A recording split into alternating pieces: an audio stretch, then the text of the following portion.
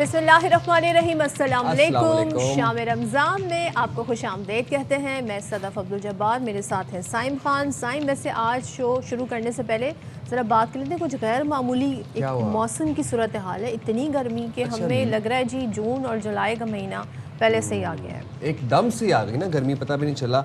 But ये है कि मौसम के हवाले से भी बहुत आज हमने बात करनी है, लेकिन आपको सबसे पहले आज 15th डे ऑफ वॉर है, उसके हवाले से आपको अपडेट्स बता दें।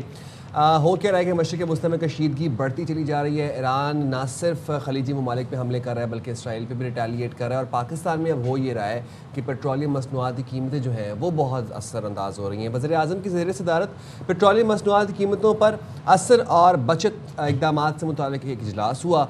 वज़ीर आज़म ने दुनिया भर में पाकिस्तान के सफारत खानों को 23 मार्च की तक़रीबात इंतहाई सादगी से मनाने की हिदायत की है और कहा यह है कि सरकारी अफसरान, वज़राए मुमलिकत और मुआविन ख़ुसूसी के बैरून मुल्क दौरों पर मुकम्मल पाबंदी आयद रहेगी। साथ ही सादगी और किफ़ायत शुआरी के अहकामात पर इक़दामात पर अमल दरामद की निगरानी मुतल्लिका सेक्रेटरीज करेंगे और रोज़ाना एक जायज़ा कमेटी बनाई गई है। ये जायज़ा कमेटी को रिपोर्ट पेश की जाएगी। इजलास में आइंदा 2 माह तक तमाम महकमों की सरकारी गाड़ियों के तेल में 50% कटौती और 60% गाड़ियाँ ग्राउंड करने पर थर्ड पार्टी ऑडिट फैसला किया गया है। तो ये फैसले किए जा रहे हैं क्योंकि हमने आज भी देखा कि बैनुल-अक़वामी जो मार्केट है वहाँ पर ख़ाम तेल की कीमतों में इजाफा रिकॉर्ड हुआ है और जंग जिस तरीके से आगे बढ़ती जा रही है ये हम सूरत हाल देख रहे हैं। तो बैनुल-अक़वामी मार्केट्स में ख़ाम तेल की कीमतों में इजाफा जारी है।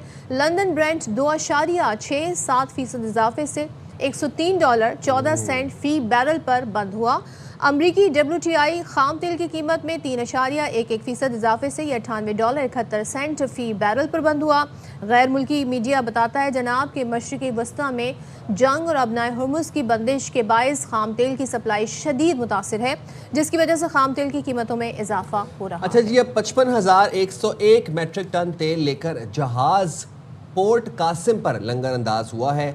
जहाज़ से हिफाजती इक़दाम के तहत डिस्चार्जिंग का अमल जारी है। ये जो अभी आप मनाजिर देख रहे हैं अपनी स्क्रीन पर, जो 2 जहाज़ देख रहे हैं ये पाकिस्तान जनाब लंगर अंदाज हुए हैं। इनमें तेल है। 43,930 मेट्रिक टन लेकर एक और जहाज़ भी पोर्ट कासिम पहुंचा है।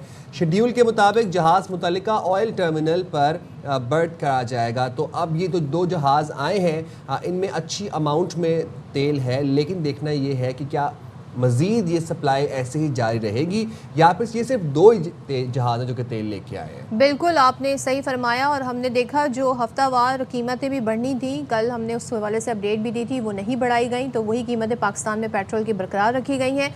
अरशद अब्बासी साहब तवानाई एक्सपर्ट हमारे साथ मौजूद हैं, उनसे हाल पर बात कर लेते हैं। अरशद साहब बहुत शुक्रिया ज्वाइन करने के लिए। अब ज़ाहिर है हम देख रहे हैं आलमी मार्केट में क्योंकि जंग जारी है तो वहाँ पर ख़ाम तेल की कीमतों में इजाफा भी हो रहा है, लेकिन अच्छी बात यह है कि 55,101 मेट्रिक टन तेल लेकर जहाज़ कासिम पोर्ट पर लंगर अंदाज हो गया है। पाकिस्तान के लिए यहाँ पर आप क्या देख रहे हैं, इस वक्त सूरत हाल कैसी बनी हुई है और हम अच्छे से ही इस वक्त मैनेज कर रहे हैं तमाम तरह मामलात को? सदफ, बड़ा अच्छा आप लोगों ने इंट्रोडक्शन दिया और आपने जो कहा कि कितनी अच्छी बात है कि जहाज जो आ रहे हैं तेल लेके, लेकिन इससे भी कितनी अच्छी बात होती कि पाकिस्तान तेल और गैस पर खुद कफील होता। आप जिस बंदे से बात कर रहे हैं उसने शेल गैस के ऊपर ट्रेनिंग ली हुई है अमेरिका से और ये 2014 में एक रिपोर्ट बना के दी थी कि हमारे पास शेल गैस के इतने रिजर्व हैं कम इवन 100 साल के लिए काफ़ी है और इवन हम इंडिया को भी एक्सपोर्ट कर सकते हैं। हमारे 5 साल के बाद अर्जेंटीना ने काम शुरू किया और आज 70% उनकी जो डिमांड है ऑयल और गैस की वो शेल गैस से हो रही है। हम आज तक 2 सफ़े की पॉलिसी नहीं बना सके।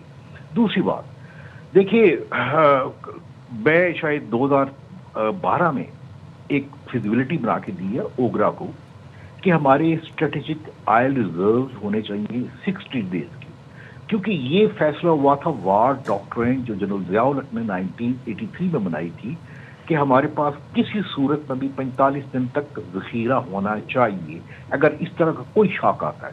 जनरल मुशर्रफ ने बड़ा अच्छा काम किया, उन्होंने सितंबर 2006 में इसको 60 दिन तक लेके गए और ये मैंडेटरी बनाया गया ओगरा के लिए कि 60 दिन का हमारे पास ऑयल रिजर्व्स होने चाहिए। देखिए बात ये है कि वो ज़ख़ीरे हमारे पास मेंटेन नहीं है क्योंकि वार को कितने दिन हुए, 12 दिन, 14 दिन, 15 दिन। हमारे पास तो 60 दिन का शॉक बर्दाश्त करने के लिए रिजर्व होने चाहिए। नहीं, लेकिन ओगरा ने सर जो एक आयल बात मार्केटिंग, बताइएगा, ये जो आप कह रहे हैं कि ओगरा के पास एटलीस्ट 60 दिन का रिजर्व होना चाहिए, स्ट्रेटेजिक रिजर्व होना चाहिए, तो अभी भी तो बताया तो ये जा रहा था कि 28 दिन का है। 28 दिन का होने के बावजूद भी प्राइसेस बढ़ी और 55 रुपये पर लीटर के हिसाब से बढ़ी। तो 60 दिन का होता तो क्या होता, मतलब तो भी प्राइसेस बढ़ जाती। साहब मुझे ये बताइए कि अगर लेट से 28 दिन तक है तो इसका मतलब ये बड़ी सिंपल सी बात है, जंग को अभी 12-13 दिन हुए जी। हमें 28 कम से कम 20 दिन तक तो वो आयल जो परचेज बैक डेट में किया होता और रखा होता, आयल ये ओगरा ने नहीं करना था। ओगरा तो एक विजिलेंट था, मॉनिटर था, इसकी ड्यूटी थी और इसकी ड्यूटी ही यही है कि ये अवाम के कंज्यूमर का ख्याल रखे, चाहे एलपीजी है, चाहे पेट्रोल है, चाहे डीजल है। 28 दिन तो वहां अगर ये सच होता तो ऐसा होता कि प्राइस तो आप बढ़ ये कह रहे हैं गई 28 और दिन के हमारी ज़खायर नजरें। पाकिस्तान के पास नहीं थे। तो अर्शद साहब, हम 28 दिन तक का वेट थोड़ी करते कि 28 दिन तक मामला चले जाएं। ज़ाहिर है पहले से ही हमें प्लानिंग करनी होगी सारी चीज़ों की। देखिए पहली तो बात ये है कि 28 दिन तक तो होना तो चाहिए, 60 दिन तक ये ड्यूटी थी, एक देखिए एक मैंडेटरी ड्यूटी थी। पहली बात है 60 दिन तक क्यों नहीं हुई, वो ऑयल रिजर्व क्यों नहीं रखी। और दूसरी बात ये देखिए, ये कोई रॉकेट साइंस नहीं है कोई कि ये ऑयल रिजर्व कैसे रखेंगे। ये अंडरग्राउंड वाटर, जिस वाटर टैंक में पानी आपके घरों में आता है, इसी तरह अंडरग्राउंड वाटर टैंक थे और इसका रियल टाइम डाटा आना चाहिए था। मेरे ख्याल में 2022 में एक कंप्लीट फिजिबिलिटी बना के दी कि जी रियल टाइम डाटा होना चाहिए। जो ऑयल मार्केटिंग कंपनी है जैसे शेल है, पीएसओ है, ये डिस्प्ले होना चाहिए कि कितना आपके पास ऑयल रिजर्व है। काश ऐसा होता। देखिए अभी तक बांग्लादेश में ऑयल प्राइस नहीं बढ़ी, अभी तक इंडिया में ऑयल प्राइस वो उस तरह नहीं बढ़ी, श्रीलंका में नहीं बढ़ी। उन्होंने अपने ऑयल रिजर्व रखे हुए थे। पहली गलती तो सबसे पहले यहाँ पे हुई। और दूसरी बात ये है, पाकिस्तान में आप सब लोगों को बताना चाहता हूँ कि एक सेल्फ सफिशिएंसी हम इसमें हो सकते हैं, ऑयल में भी और गैस में भी। ये मैं नहीं कह रहा, ये दुनिया कह रही है। देखिए मैं जब अमेरिका गया शेल गैस की ट्रेनिंग लेके, उन्होंने कहा ये आप तो you're sitting in the gold mine. कितना अच्छा होता कि स्मोकी के ऊपर बजाय हमारी नजरें होती कि शिप कब कराची में आएगा ऑयल लेके, ये वो लेके आएगा, हम इसमें खुद कफील होते।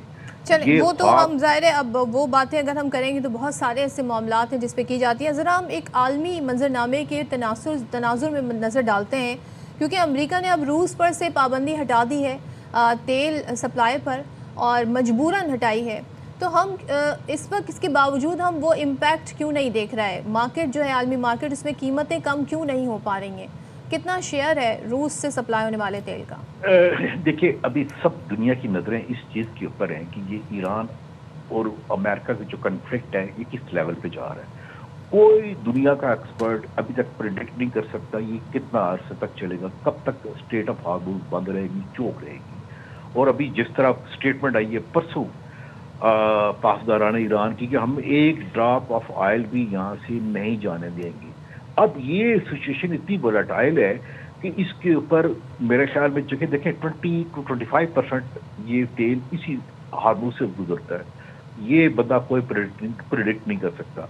दूसरी बात आपने रशिया की है, देखिए रशिया के साथ में पहले भी एक एग्रीमेंट किया था, लेकिन पता चला कि उनका जो क्रूड ऑयल है उसके लिए हमें रिफाइनरी को अपग्रेडेशन करने की जरूरत पड़ेगी। ये एक और लंबा प्रोसेस है। लेकिन अभी जितनी भी जो एफर्ट्स हो रही हैं कि जी स्ट्रेटेजिक ऑयल रिजर्व जो दुनिया में रखे हुए थे हम उसको अब बाहर निकालते हैं, इवन अमेरिका के पास है, कनाडा के पास है, कहीं की यानी इवन अब 2 ईयर्स तक जाते हैं, वो अभी तक मार्केट में नहीं आए। ये अब पेट्रोल की प्राइस और डीजल की प्राइस दुनिया में जितने भी एनर्जी एक्सपर्टों की नजरें एक ही होते हैं कि आज ऑयल की प्राइस क्या है और ये कहाँ तक ऊपर जाएगा, ये दुनिया में कोई प्रेडिक्ट नहीं कर सकता। वेनेजुएलियन ऑयल जो है उसको अब इस्तेमाल करेंगे डोनाल्ड ट्रंप, जिस तरह वो उनको वहाँ के प्रेसिडेंट को ले आए थे, फिर सब चीज़ों पे कब्जा भी कर लिया था। ये तो हमें लगा था एक एहतमाम एक स्टेज सजाया गया है कि अब चलो जी हम शुरू होते हैं, तो वहाँ से भी कोई सूरत हाल नहीं बनी। आपकी बात तो बड़ी सही है, लेकिन वेनेजुएला की ऑयल के लिए अभी तो रिफाइनरी लगेगी और वो इंडियन जाके रिफाइनरी लगा रहे हैं। वो एक लंबा ख्वाब है। वो कहते हैं कौन जीता तेरी जुल्फ सर होने तक। अभी तक बदकिस्मती से जो ट्रंप साहब ने दुनिया में वादा किया था कि ऑयल प्राइस स्टेबल रहेगी, हम मैनेज करेंगे, हम इसकी स्टेट ऑफ हार्मोज की निगरानी करेंगे और स्कॉट देंगे। अभी तक तो कुछ नहीं हुआ। देखें, हार्ड रियलिटी है जो बिल्कुल जो अमेरिकन मीडिया कह रहा है कि अमेरिकन नेवी ने इनकार कर दिया कि सॉरी हम ये स्कॉट नहीं दे सकते, हम ये काम नहीं कर सकते। तो देखिए बड़ी मिसकैलकुलेशन, मैं नहीं कह रहा, इंटरनेशनल देखिए सीएनएन जैसे न्यूयॉर्क टाइम्स कह रहा है कि बड़ी मिसकैलकुलेशन हुई है पेंटागन से, और इस मिसकैलकुलेशन का इम्पैक्ट मेरे और आप जैसे बंदे पाकिस्तान पे हो। अर्शद साहब, हमने कल भी देखी कि जब अमेरिका की जानिब से ईरान में खर्ग आइलैंड के ऊपर हमला किया गया, और खर्ग आइलैंड पर्शियन गल्फ में है, जहाँ से हम देखते हैं कि तकरीबन 90% ऑफ ईरान क्रूड ऑयल जो है वो वहाँ से रिफ़ाइन होता है, वहाँ पे स्टोर होता है, वहाँ से फिर उसके बाद एक्सपोर्ट भी होता है। ईरानियन इस चीज़ को डिनाई कर रहे हैं, लेकिन डोनाल्ड ट्रंप ने यही कहा कि स्ट्रेट ऑफ हॉर्मुज़ अगर नहीं खोलेगा ईरान, तो फिर हम ईरान का जो ऑयल रिफाइनरी स्ट्रक्चर है, ऑयल स्ट्रक्चर जो है, इंफ्रास्ट्रक्चर, उसको निशाना बनाएंगे। अगर फॉर इंस्टेंस अमेरिका का हदफ अब ये है कि ईरान का ऑयल इंफ्रास्ट्रक्चर को निशाना बनाना और उसको तबाह करना, तो फिर ऑप्शंस क्या है अमेरिका के पास? वेनेजुएलियन ऑयल यूज़ करेंगे, वो तो टार है, रशियन ऑयल भी टार है, ईरानियन ऑयल है एक ऑप्शन, या फिर अमेरिका का अपना WTI है। तो मतलब what are the options? America के अपना तेल फिर दुनिया में सप्लाई करना शुरू कर देगा? हाँ देखिए, एक जो बात है, पहली बात है, हम ऑफिशियली बायर नहीं है ईरानियन ऑयल की। ईरानियन ऑयल की जो बायर कौन है? सबसे बड़ा चाइना है जी, हम नहीं है। पहले को इंडिया भी बायर करता था। हाँ, जो हमारे बॉर्डर आ रहा है वो भी कोई इतनी बड़ी क्वांटिटी नहीं है, 10 से 15% है। लेकिन ये कैलकुलेशन होनी चाहिए थी। देखिए, अमेरिका इस एक बातों का ऑयल को स्टेबलाइज रखने में सबसे बड़ा जो रोल है वो अमेरिका का है। ये उनका स्ट्रेटेजिक वेपन रहा है, अब से नहीं तकरीबन 1973 से रहा है। मेरे ख्याल में दुनिया भर की पब्लिक, हम यहाँ पे नहीं देखा, इंग्लैंड में या आपको तो अभी इंडिया में जो LPG की बेस के ऊपर वहाँ पे होटल बंद होने शुरू हो गए। वहाँ पे घरों में एक किस्म का आप कह सकते हैं फ्यूल नहीं है। हमारे पास खुद सबसे बड़ा एक इशू आ गया LPG का, जिसे कहते हैं फ्यूल ऑफ पुअर्स। हमारे इलाके में जैसे मरी है, आज़ाद कश्मीर है, GB है, यहाँ पे LPG इस्तेमाल कर रहे हैं। अब ये सारी बातें शायद मेरा ख्याल है पेंटागन या व्हाइट हाउस को नहीं पता था कि ये पूरी दुनिया की जो पब्लिक है इसका क्या बनेगा। खाली पेट्रोल और डीजल नहीं है, LPG भी है। मुझे चूंकि काफी फीडबैक मिलती है इंडिया से भी, वहां आप कभी देखिएगा कि क्या लाइन्स लगी हुई है, क्या वहां पे गवर्नमेंट के ऊपर वो बरस पड़े हुए हैं। अभी सबसे बड़ा इशू है कि किसी तरह ईरान को इस चीज पे आमादा करना कि प्लीज इस स्टेट ऑफ हार्मुज को खोल दें। अब ये देखिए इंटरनेशनल पॉलिटिक्स है, इस इंटरनेशनल पॉलिटिक्स में मैं या पाकिस्तान में कोई बैठा बंदा या मैं दुनिया में कोई एक्सपर्ट कोई बात नहीं कर सकता। ये लम्हा व लम्हा कहते हैं ना, सिचुएशन तब्दील हो रही है और अभी तक इसका देखिए जी, उनका आइलैंड उन्होंने खत्म कर दिया, उसके एक्सपोर्ट खत्म कर दिए। उसका अल्टरनेट क्या है? क्या वेनेजुएला से बड़ी अच्छी बात की सदफ ने कि वेनेजुएला की अभी तक ऑयल मार्केट में आया, वो मार्केट में वो अभी तक नहीं आया।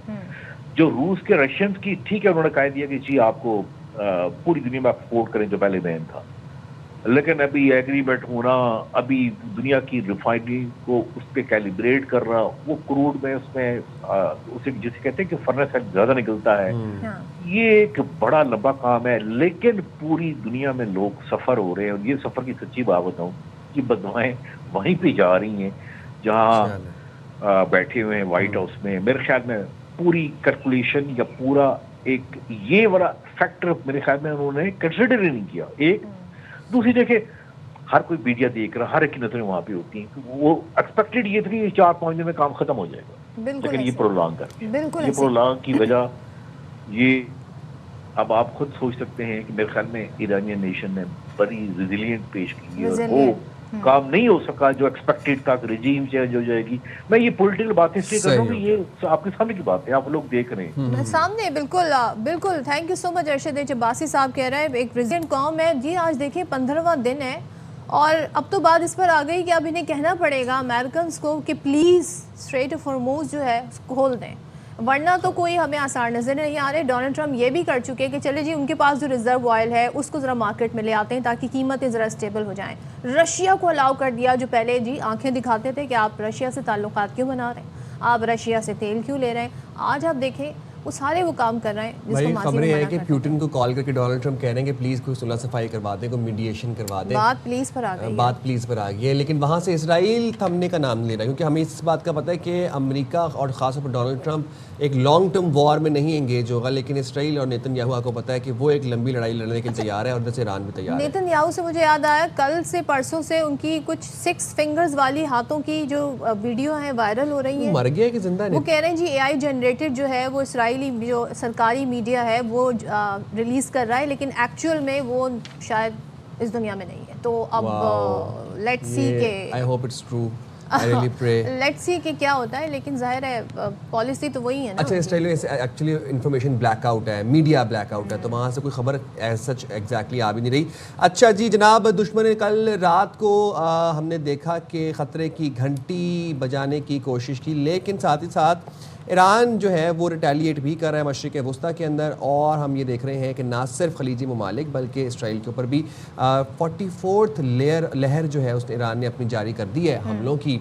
और मैं कल पढ़ रहा था कि उसका नाम भी बड़ा ज़बरदस्त एक था। ईरान ने इसराइल के दारुल हुकूमत तेल अवीव को मिसाइलों और ड्रोन से निशाना बनाया। तेल अवीव में 20 धमाकों के बाद कई मकामात पर आग लग गई। जाहिर सी बात है, जो इंटरसेप्ट होते हैं मिसाइल्स उनका डेब्री आके गिरता है, और जो मिसाइल्स इंटरसेप्ट नहीं होते वो डायरेक्ट आके गिरते हैं, जिससे क्या हुआ कि खौफज़दा इसराइली शहरी सड़कों पर निकल आए, जान बचाने के लिए इधर उधर भागते रहे। पासदारान इनकलाब ने ऑपरेशन बादा सादिक 4 की 45वीं लहर शुरू कर रखी है, जिसमें खैबर शिकन, बैलिस्टिक मिसाइल, ड्रोन्स और बहरिया की मुआवनत शामिल है।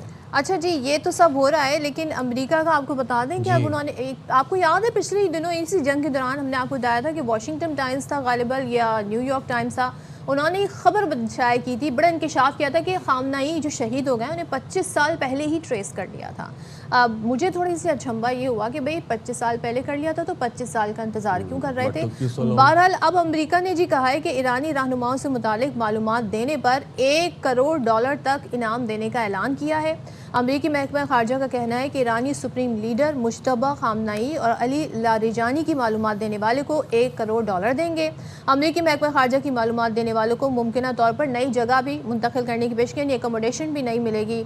अमरीका के महकमा खारजा ने कहा है कि पासदारान इनकलाब आलमी दहशत गर्दी की मनसूबाबंदी करते हैं और ईरानी इंटेलिजेंस वजीर इस्माइल खतीब से मुताल्लिक मालूमात देने पर इनाम। तो इनकी इंटेलिजेंस क्या कर रही है, मुसाद और अमेरिका की इंटेलिजेंस CIA ये यही कर रहे हैं ना, मनी से करप्ट कर रहे हैं लोगों को, एंड वी ऑल नो कि मनी करप्ट सोल। तो ये जब इतने बड़े बड़े इनामात रखे जाते हैं तो फिर उसके बाद फिर यहीं से इन्फॉर्मेशन इन लोगों को मिलती है। अच्छा, फिर वही लोग फिर बाद में मोसाद एजेंट्स बन जाते हैं, इसराइली एजेंट्स बन जाते हैं, और फिर वही लोग अमेरिकन एजेंट्स बन जाते हैं। एक बड़ी इंटरेस्टिंग, मैं आज ना CNN के ऊपर एक रिपोर्ट पढ़ा था जिसमें वो बता रहे थे कि JD Vance जो है ना वो आहिस्ता आहिस्ता अपने आप को ना सारी वॉर सिचुएशन से वो कोई ट्वीट डिटैच कर रहे हैं, वो डिस्टेंट हो रहे हैं आहिस्ता आहिस्ता। और ईरान के खिलाफ हमलों पर सदर ट्रंप को क्या मशवरा दिया, जब उनसे ये सवाल किया गया तो नायब सदर JD Vance ने बताने से इनकार कर दिया, खौफज़दा हो गए और कहा कि जेल नहीं जाना चाहता। वाइट हाउस में खुफिया मीटिंग हुई थी, इसमें जो कुछ कहा सामने नहीं ला सकता। मैं ज़रा आपको सुनवाते हैं। It might be a little different, I guess, different country than we are.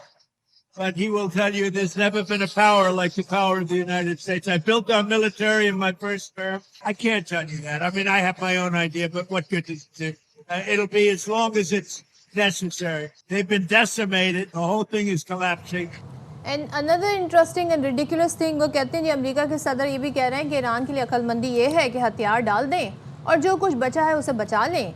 Website पर बयान में लिखा है ईरान के पास दिफा के लिए कुछ नहीं बचा है, जब भी हमला करते हैं ईरान कुछ नहीं कर सकता। अब मुझे ये बताएं आपने क्या अचीव किया है ईरान से? ना आप रेजिम चेंज कर पाए, ना आप यूरेनियम अफजूदगी की जो तनसीबात है उसको निशाना बना सके, कुछ भी नहीं कर सके, और स्ट्रेट ऑफ हॉर्मूज भी बंद है, और बात यहाँ तक आ गई है कि अब मिन्नतें और तरल्ले करने ये तो डोनाल्ड ट्रंप कह रहे हैं ना, वेरी इंटरेस्टिंगली ईरान कह रहा है कि मुझे $1 ट्रिलियन देंगे तो मैं सीज फायर करूँगा, जो आपने मेरा सारा नुकसान किया मेरी इमारतों का, $1 ट्रिलियन दें तो उसके बाद क्यों आगे बातें होंगी। तो ये अब वॉर कैसे ख़त्म होगी, कौन ख़त्म करेगा? अमेरिका ख़त्म कर देगा तो क्या इसराइल ख़त्म करेगा कि नहीं करेगा?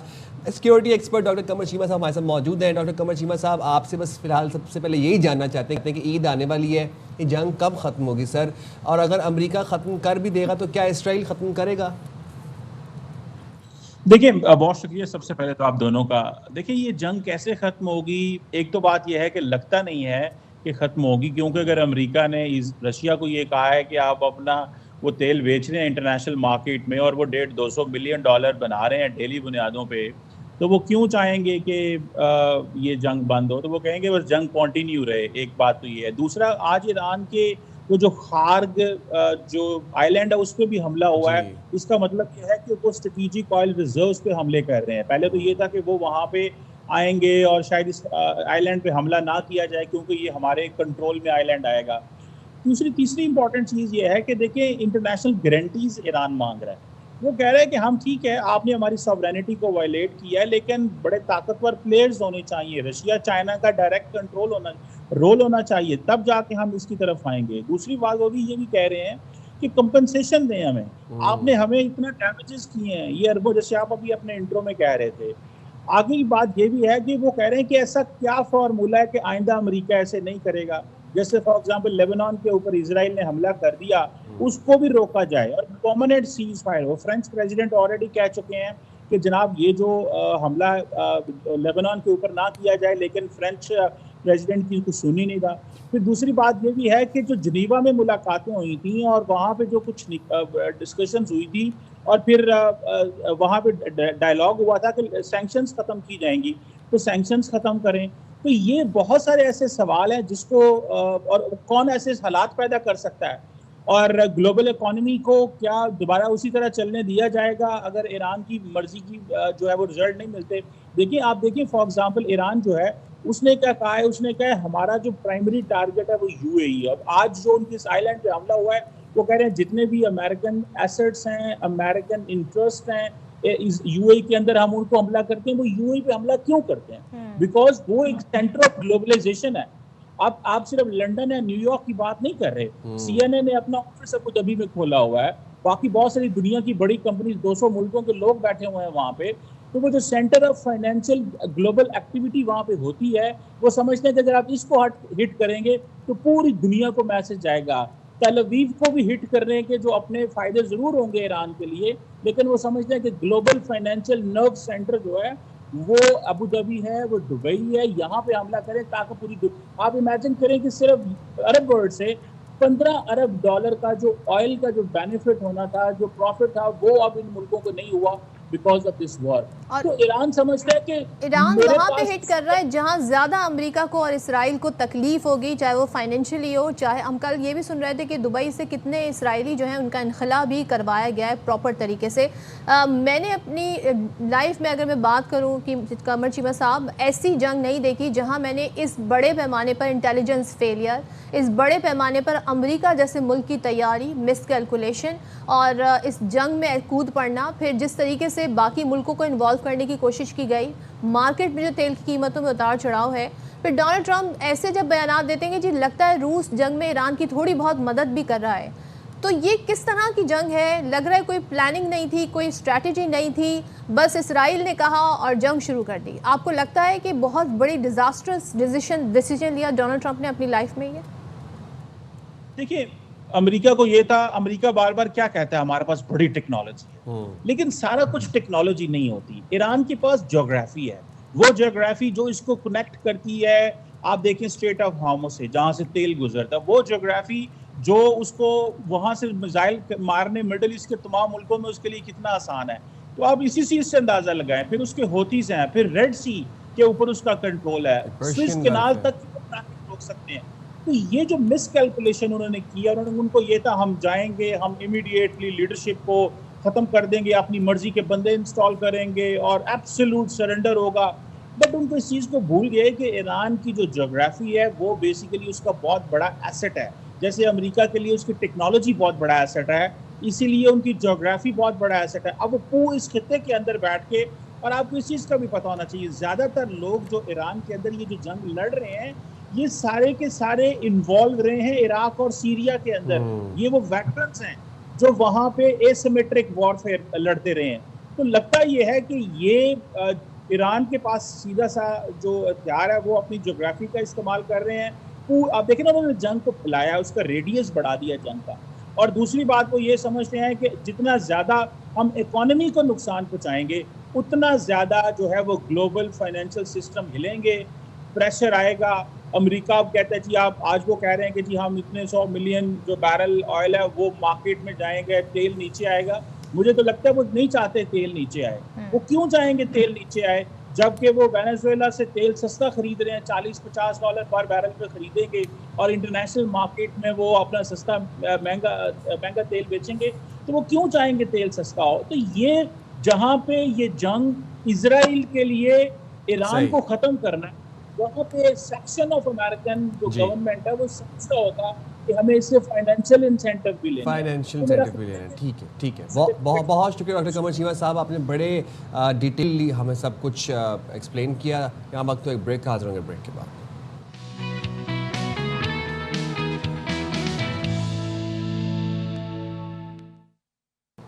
वेलकम बैक जनाब। तो पाकिस्तान ने अफगान वजारत दिफा के बेबुनियाद और मन घड़त दावे मुस्तरद कर दिए। वजारत इत्तलात का ये कहना है कि अफगान तालिबान की वजारत दिफा का पाकिस्तानी चौकी पर कब्जे का दावा बेबुनियाद है। अफगान तालिबान के नुकसानात से मुतालिक दावे बेबुनियाद और मन घड़त हैं। अफगान तालिबान के झूठे दावे अफगान अवाम को गुमराह करने की कोशिश कर रहे हैं। अफगान तालिबान को होने वाले नुकसानात की तफसीलात बाकायदगी से जारी की जा रही हैं। तो ये वजारत इत्तलात की जानिब से कहा गया है कि बेबुनियाद और मन घड़त अफगानी तालिबान हुकूमत के दावे मुस्तरद करते हैं। वजारत इत्तलात का कहना है कि अफगान तालिबान की वजारत दिफा का पाकिस्तानी चौकी पर कब्जे का दावा बेबुनियाद है। तो पाकिस्तान ने अफगान वजारत दिफा के बेबुनियाद और मन घड़त दावे मुस्तरद कर दिए। वजारत इत्तलात ने बताया है कि अफगान तालिबान की वजारत दिफा का पाकिस्तानी चौकी पर कब्जे का जो दावा है वो बेबुनियाद है। अफगान तालिबान के नुकसानात से मुतालिक ये दावे बेबुनियाद और मन घड़त हैं। और ये हमने यूजुअली देखा है कि कुछ सरकारी इनके अकाउंट्स हैं वो इस तरह के प्रोपेगेंडा जो है वो शुरू कर देते हैं। अफगान तालिबान के झूठे दावे अफगान अवाम को बेसिकली गुमराह करने की एक कोशिश है जो कि हमें नाकाम होती हुई भी नज़र आ रही है। अफगान तालिबान को होने वाले नुकसानात की तफसीलात बाकायदगी से जारी की जा रही हैं और बाकायदा तौर पर बताया जाएगा कि क्या क्या नुकसान अफगान तालिबान का इस सारी सूरत हाल में हुआ है। तो ये तो इन्फॉर्मेशन हमने शेयर कर दी है। खैर अफगान तालिबान अबूरी हुकूमत का पैटर्न जो है ना, ये पैटर्न हमने नोटिस किया है, मोदी पैटर्न है ये, जिसमें मिस इन्फॉर्मेशन डिसइंफॉर्मेशन का भरपूर साथ लिया जाता है और ये वॉर स्ट्रेटेजी इन्होंने बना ली है। लेकिन अच्छा रात गए जो हमने कल देखा इफ्तार के बाद कुछ खबरें आई, बिल्कुल आई, और वो ये खबरें आई कि जनाब इस्लामाबाद और रावलपिंडी में सिक्योरिटी फोर्सेस ने फितनतुल खवारिज के 2 ड्रोन्स मार गिराए। अब वजारत इत्तलात ने इसकी डिटेल भी शेयर की है और बताया है कि मलबा गिरने से मामूली नुकसान हुआ। ड्रोन्स को जदीद तकनीक से यानी टेक्नोलॉजी से नाकारा बनाया गया और किसी फौजी या दीगर तंसीबात को नुकसान नहीं पहुंचा। लेकिन तालिबान हुकूमत के दावों में हमेशा की तरह काबिल तस्दीक सबूत नहीं, जैसे कि हम आपको बता रहे हैं कि प्रोपेगेंडा वहाँ से जारी रहता है। तालिबान हुकूमत मास्टर प्रॉक्सी के तौर पर दहशतगर्द तंजीमों को हिमायत फराहम करती है। बिल्कुल हिमायत फराहम करती है, साथ ही साथ इनको सपोर्ट भी करती है लॉजिस्टिकली भी। ISPR के मुताबिक अफगान तालिबान के ड्रोन हदफ तक नहीं पहुंच सके, जिन्हें सॉफ्ट और हार्ड किल तरीकों से नाकारा बना दिया गया। कोयटा में ड्रोन्स के मलबे यानी डेब्री से 2 बच्चे, कोहाट रावलपिंडी में एक शहरी जख्मी हुए। अफगान तालिबान ने पाकिस्तान के बहादुर अवाम को हिरासा करने के लिए चंद ड्रोन्स हमले किए और लेकिन जो पाकिस्तान का दिफाई निज़ाम था वो अलर्ट है, अलर्ट रहेगा और दुश्मन के ऐसे ओछे हथकंडों का और जारहियत का मुंह तोड़ जवाब भरपूर तरीके से दिया जाएगा। और साथ ही आपको बताएं कि पाक फ़ौज की जानिब से कंदाहार एयरफील्ड की ऑयल डंप साइट पर मौसर हमलों की वीडियो जारी की गई है। इसमें हमलों से पहले और बाद के मनाजर वाज़े तौर पर नज़र आ रहे हैं और साइट्स को अफगान तालिबान और दहशतगर्द तंजीमें मजमूम कार्रवाइयों के लिए इस्तेमाल कर रही थी। ऑपरेशन ज़रबुल हक में मौसर कार्रवाइयों से अफगान तालिबान फितनतुल खवारिज के ठिकानों को निशाना बनाया जा रहा है। सिक्योरिटी ज़राए के मुताबिक ऑपरेशन के तहत कार्रवाइयाँ अहदाफ के हुसूल तक जारी रहेंगी और CTD ने लकी मरबत में फितनतुल खवारिज के 6 दहशतगर्दों को जहन्नुम वासिल किया। हलाक दहशतगर्दों से असलहा मिला है, दस्ती बॉम्ब मिले हैं, IEDs बरामद की गई हैं। IEDs बरामद की गई हैं। और आप ये देखें इसी बारे से बात कर लेते हैं। फिर हमारे साथ मौजूद हैं वकार साहब और उनको शामिल गुफ्तगू कर लेते हैं। बहुत शुक्रिया वकार साहब। वकार हसन खान साहब ब्रिगेडियर रिटायर्ड हमारे साथ मौजूद हैं। बहुत शुक्रिया ब्रिगेडियर साहब, आपने प्रोग्राम के लिए वक्त निकाला। सर, हम ये देख रहे हैं कि दुश्मन जारहियत से बाज नहीं आ रहा और अफ़गान तालिबान अबूरी हुकूमत knowing Pakistan capability and capacity कल रात फिर दोबारा से दुश्मन ने घंटी बजाई ख़तरे की। इस पे काउंटर स्ट्राइक क्या होगी और कितना भरपूर इनको जवाब जाएगा? और आपको लगता है कि ये एंड तक आखिरी दम तक मार ही खाते रहेंगे, क्योंकि ये तो हायर्ड गन्स हैं, मर्सनरीज हैं, किराए के कातिल हैं और ये बस मार खाने के लिए ही एग्जिस्ट कर रहे हैं? Thank you Simon Sadaf. I think कल मैं बल्कि परसों देख रहा था 5 जगहों से चीखों की आवाज़ थी। तो गोदी मीडिया था, फिर ख्वारिज के अपने सोशल मीडिया चलते, ज़लमे खलीलजाद आर्किटेक्ट ऑफ दुआ, फिर कुछ एथनो फासिस्ट हैं पाकिस्तान में और फिर एक यूट्यूबर्स हैं एक पार्टी के, नाम नहीं ले सकते। अब जब इनकी चीखें आए तो आप समझ लें कि जो डोज भी ठीक जा रही है, दूसरा जो है ना रेसिपी बिल्कुल काम कर रही है। बाकी थोड़ा ड्रोन वॉर पे मैं हाईलाइट कर दूं कि स्नीक अटैक्स हो भी सकते हैं। ये कोई इतनी रॉकेट साइंस नहीं है, टेक्नोलॉजी जो है। रशिया यूक्रेन वॉर में दोनों तरफ न्यूक्लियर पावर्स हैं, इस्तेमाल हुआ है। लोग कह रहे हैं न्यूक्लियर पावर है पाकिस्तान, तो जी ड्रोन आ गए। अभी देखें, Iran is not a nuclear power, लेकिन उसके ड्रोन और मिसाइल हिट कर रहे हैं तो एक सुपर पावर को और इसराइल को। तो ये दूसरा पाकिस्तानी अवाम को छेड़े नहीं, मैं इनको बता दूं। जितनी मीमें ने बनाई थी, भारत जब कुटाई हो रही थी, तो आई थिंक ये तालिबान की नींद से ही भाग जाएंगे। बाकी ये ज़रूर है कि दे अटेम्प्टेड इट और पाकिस्तान ने इसको न्यूट्रलाइज किया। अभी जो अंदर की खबरें आई थी यहाँ पे, स्पेशली तुर्किया में जो अफगान डायस्पोरा है, अच्छी खासी दे गेट डेली इंफॉर्मेशन। वो मैं बता दूं कि they are running from pillar to post.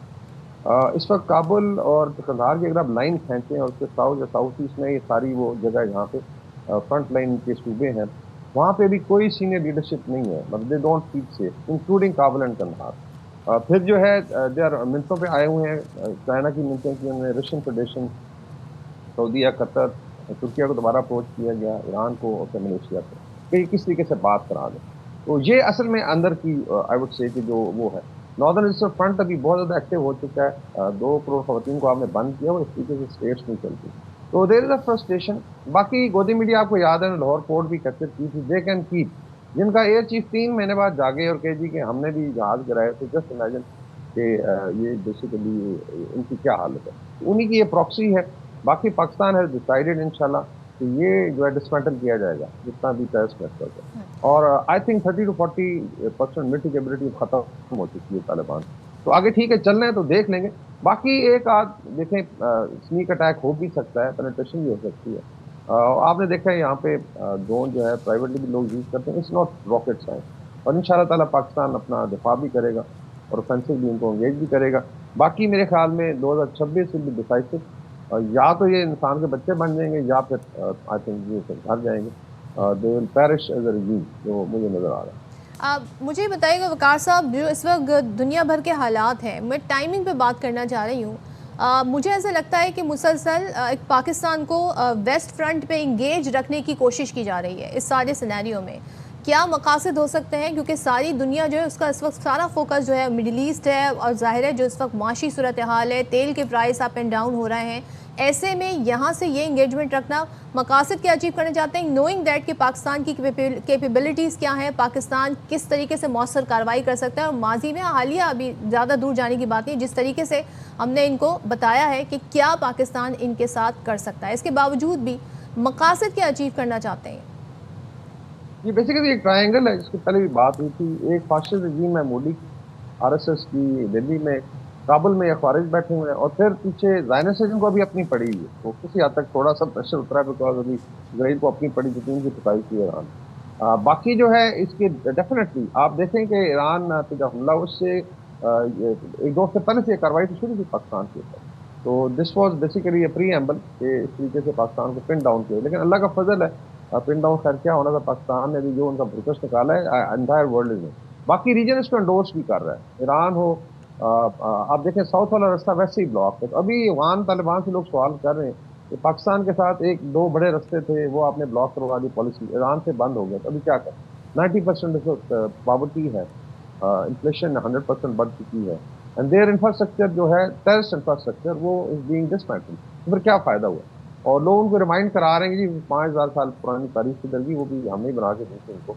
तो मेरे ख्याल में it's regime which is going down. बाकी एक और अच्छी खबर जो BLA के बारे में बता दूं कि नाउ सोशल मीडिया पे चर्चा चल रहा है कि ईरान वाली साइड तो बंद होगी और अफगानिस्तान में भी कुछ उनके टारगेट हिट हुए हैं कि जी अभी आप थोड़ा पीछे हट जाए और बड़े अटैक नहीं हो सकते तो छोटी छोटी जो कार्रवाइयाँ करें। तो I think they will also get defeated because ultimately यही प्रॉक्सी थी, चाहे PPA हो, PTP हो या BLA हो। तो इंशाल्लाह सारा चीज़ें ठीक डायरेक्शन में जा रही हैं। अवाम हमारी बड़ी बाहिम्मत है, हम मुसल्लह अफवाज के साथ मिलकर लड़ेंगे इंशाल्लाह। इंशाल्लाह। थैंक यू सो मच वक़ार साहब, बहुत शुक्रिया। यहाँ पर हम शॉर्ट ब्रेक ले रहे हैं, इस ब्रेक के बाद वापस आते हैं।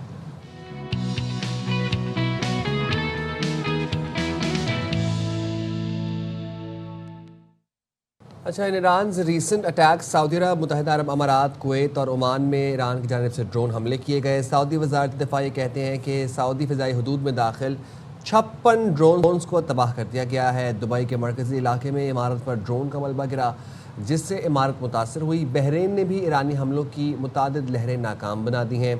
114 बैलिस्टिक मिज़िल्स और 190 ड्रोन तबाह कर दिए गए हैं और UAE फ़िज़ाई दिफाई निज़ाम जो है उसने 10 बैलिस्टिक मिज़िल और 26 ड्रोन तबाह किए हैं। बट ये हैविंग सेड दैट, जब ये मिज़िल्स इंटरसेप्ट भी होते हैं, जो ईरानी मिज़िल्स हैं, इनका डेब्री जब आके गिरता है तो उससे इमारतों में आग लगती है, लोगों को नुकसान पहुंचता है, वो भी बड़ा ख़तरनाक होता है। अच्छा जनाब, और साथ ही हम ये देख रहे हैं कि ईरानी फ़ौज मुसलसल सऊदी अरब, कुवैत, मुत्तहिदा अरब अमारात और कतर में अमरीकी अड्डों को निशाना बना रही है। UAE की बात कर रहे हैं हम, तो वहाँ पर जी हमने देखा कि वाक़ई अल-फज़रा में 20 बेस को निशाना बनाया गया और दुबई के मरकज़ में ड्रोन हमले नाकाम बनाए गए हैं। अच्छा, ड्रोन का यही बात जो साइम कर रहे थे कि जब मलबा इमारत पे गिरा तो हमने देखा कि इस तरह के वहाँ पर कुछ मनाजिर थे। दोहा में भी रात गए हमले हुए और कतरी हुकूमत का कहना है कि बैलिस्टिक मिज़ाइल हमलों का मुकाबला कर रहे हैं। सऊदी अरब के मशरिक़ी इलाके में ड्रोन हमले हुए और सऊदी वज़ारत दिफा का कहना है कि मुतादिद ड्रोन हमले नाकाम बना दिए गए हैं। तो ये तमाम तर सूरत हाल है और वही बात कि ईरान जो है उसकी स्ट्रैटेजी हमें मल्टी प्रोंग लग रही है कि उनको उन तमाम बेसिस को हिट करना है जो अमेरिका के हैं और साथ ही उन कंट्रीज़ को ये भी कहा है कि आप इन ममालिक से कहें, इन कंट्रीज़ को कहा है कि अमेरिका से कहें जी अपनी बेस खाली कर दे। तो जौहर सलीम साहब, साबिक सेक्रेटरी खारजा, हमारे साथ मौजूद हैं इस सारी सूरत हाल पर बात के लिए। थैंक यू सो मच जौहर साहब फॉर जॉइनिंग अस। जौहर साहब, ये जो मामला विद द गल्फ़ कंट्रीज़ है ईरान का, ये हम देख रहे हैं यहाँ पर किसी किस्म की कोई कमी नहीं आ रही है और ईरान ने पहले तो ये कहा कि हम अटैक नहीं करेंगे, फिर अपने बयान को तब्दील करके ये कहा कि अमरीकी बेसिस खाली करा दें तो फिर हम अटैक नहीं करेंगे। तो आप समझते हैं ये जितना प्रोलॉन्ग्ड हो रहा है इतने ही ज़्यादा चांसेस हैं कि ये कंट्रीज़ भी इन्वॉल्व हो सकती हैं, इस जंग का हिस्सा बन सकती हैं? जी, अभी तक तो इन कंट्रीज़ ने, खलीजी ममालिक ने बहुत ही तहम्मुल का मुजाहरा किया है और ये नहीं कि इनके पास कोई मिलिट्री प्रोएस नहीं है। ये इनका देखें, सऊदी अरब का जो है मिलिट्री बजट वो पाकिस्तान के मिलिट्री बजट से, ईरान के मिलिट्री बजट से कहीं ज़्यादा है, कई गुना ज़्यादा है। इस तरह बाकी खलीजी ममालिक के पास भी, इनके पास लेटेस्ट जनरेशन के प्लेन्स हैं, लेटेस्ट जनरेशन के मिसाइल्स हैं, बाकी चीज़ें भी हैं सारी। तो ईरान से इनके कई ज़्यादा सोफिस्टिकेटेड वेपन्स हैं, लेकिन अभी तक वो बिल्कुल जो है ना वो इसका हिस्सा नहीं बनना चाहते इस जंग का। ईरान का जहाँ तक ताल्लुक है, लेकिन साथ ही साथ मैं ये बताता चलूँ कि वहाँ पे फीलिंग ये है खलीजी ममालिक में कि ये ग्रेट बिट्रियल है। वो समझते थे कि ईरान कभी ऐसा नहीं करेगा और ये ईरान ने, ठीक है, उन्होंने अपना ये लेवरेज प्ले कर दिया है इस जंग में। वो तो इस वक्त ऑल इन है जिसको कहते हैं ना अंग्रेजी में, कि उन्होंने जो भी उनके पास सारे कार्ड्स थे, जो भी उनके पास लेवरेजेस थी, सब उन्होंने प्ले कर दिए। बेशक वो अब नए हुर्मुज़ की बंदिश हो, अमेरिकन बेसिस पे अटैक्स हों और खलीजी ममालिक पे अटैक्स हों, इसराइल पे अटैक्स हों, लेकिन उससे फिर देखें फिर आपको लॉन्ग टर्म उसका बाद में नुकसान भी होगा, क्योंकि फिर ये मुल्क कभी ट्रस्ट नहीं करेंगे ईरान पे, क्योंकि वो ये मुल्क समझते हैं कि ईरान ने एक रेड लाइन क्रॉस की है। वो कभी नहीं समझते थे कि ईरान उन पे अटैक करेगा। बेसिस पे अटैक करना एक चीज़ है, लेकिन इन मुल्कों के सिविलियन इंफ्रास्ट्रक्चर पे अटैक जिस तरह के हुए हैं वो उसको बट जौहर साहब, सिविलियन इंफ्रास्ट्रक्चर पे अटैक्स तो ईरान ओन भी नहीं करता। वो तो बीच में एक इसराइली शरपसंदी भी है ना जो हम देख रहे हैं, ख़ास तौर पर सऊदी ऑयल रिफाइनरी अटैक को जिस तरह से ईरान ने नहीं ओन किया। And also great betrayal Iran का अमरीकी जो बेसिस हैं खलीजी ममालिक में, GCC कंट्रीज़ पे, उस पर हमला करने को कहेंगे या फिर उन खलीजी ममालिक में अमेरिकन मिलिट्री बेसिस होने को ग्रेट बिट्रेयल कहेंगे? ये ज़रा बताइएगा। कि देखें, ये अमेरिकन बेसिस जो है ना, इसका थोड़ा सा हिस्टोरिकल पर्सपेक्टिव भी जाहिर है कि ज़रूरत है उसको मद्देनज़र रखने की।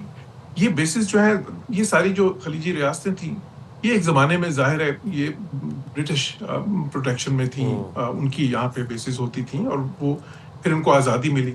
जब आज़ादी मिली तो उसके बाद फिर वो यूके से फिर वो ट्रांसफ़र एक किस्म का फिर अमेरिका को जो है ना उस वक्त इनकी प्रोटेक्शन के लिए इन्वॉल्व कर लिया गया, और अमेरिका की बेसिस बहुत पहले की कायम है, इसमें दहाइयों से कायम है।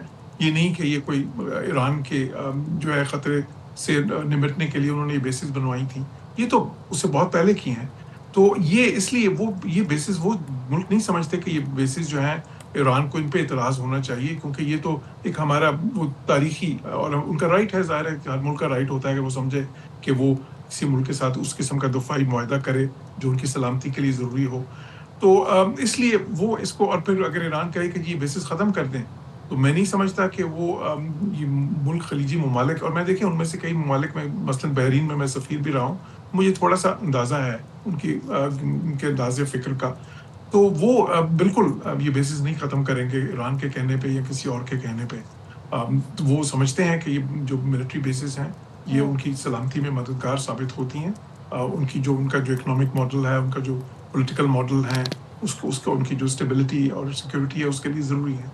तो अब इस पे जिस तरह मैंने कहा कि उन पे अटैक्स चले, एक पिछली देखें 12 रोज़ा जंग हुई थी जून में, उसमें ईरान ने आखिर तक अटैक्स नहीं किए थे इस किस्म के।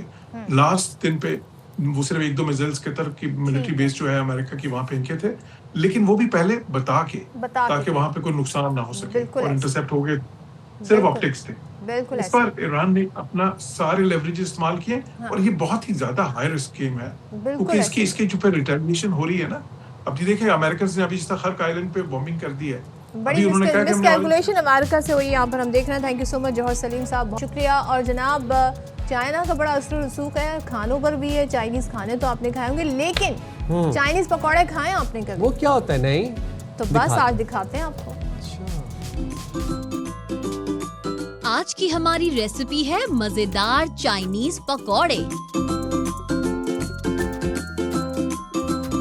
सबसे पहले एक कढ़ाई में ज्यादा ऑयल लेकर उसे डीप फ्राई के लिए गर्म कर लें। अब एक बोल में एक आलू जूलियन कट, एक गाजर जूलियन कट, बंद गोभी आधा कप और शिमला मिर्च आधा कप शामिल करें।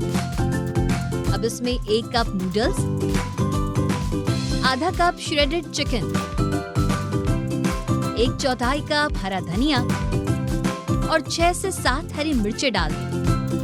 अब इसमें शामिल करें 2 tablespoon soya sauce, 2 tablespoon chilli sauce और 1 tablespoon National Chaat Masala, National Pakora mix का 1 पैकेट। अब इन तमाम चीजों को अच्छी तरह मिक्स कर लें। अब गर्म ऑयल में इस मिक्सचर के पकौड़े बनाकर डालें।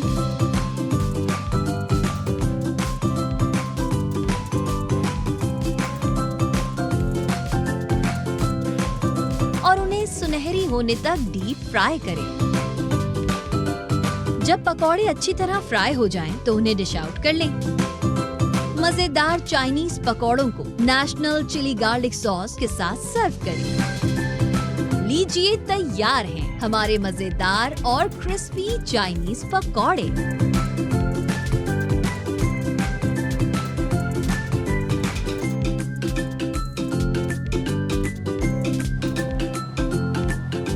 मुझे एक बात बताइए, चाइना में ये पकौड़े खाए जाते हैं? चाइना में चाट मसाला नहीं होगा, लेकिन ये मिक्स कर दिया हमने चाइनीज और पाकिस्तानी पकौड़े बना के लजीज से, तो ये आप घर में ट्राई कर सकते हैं। तो हम जाएंगे छोटी सी ब्रेक पे, हाजिर होंगे ब्रेक के बाद। स्टे देयर विद अस।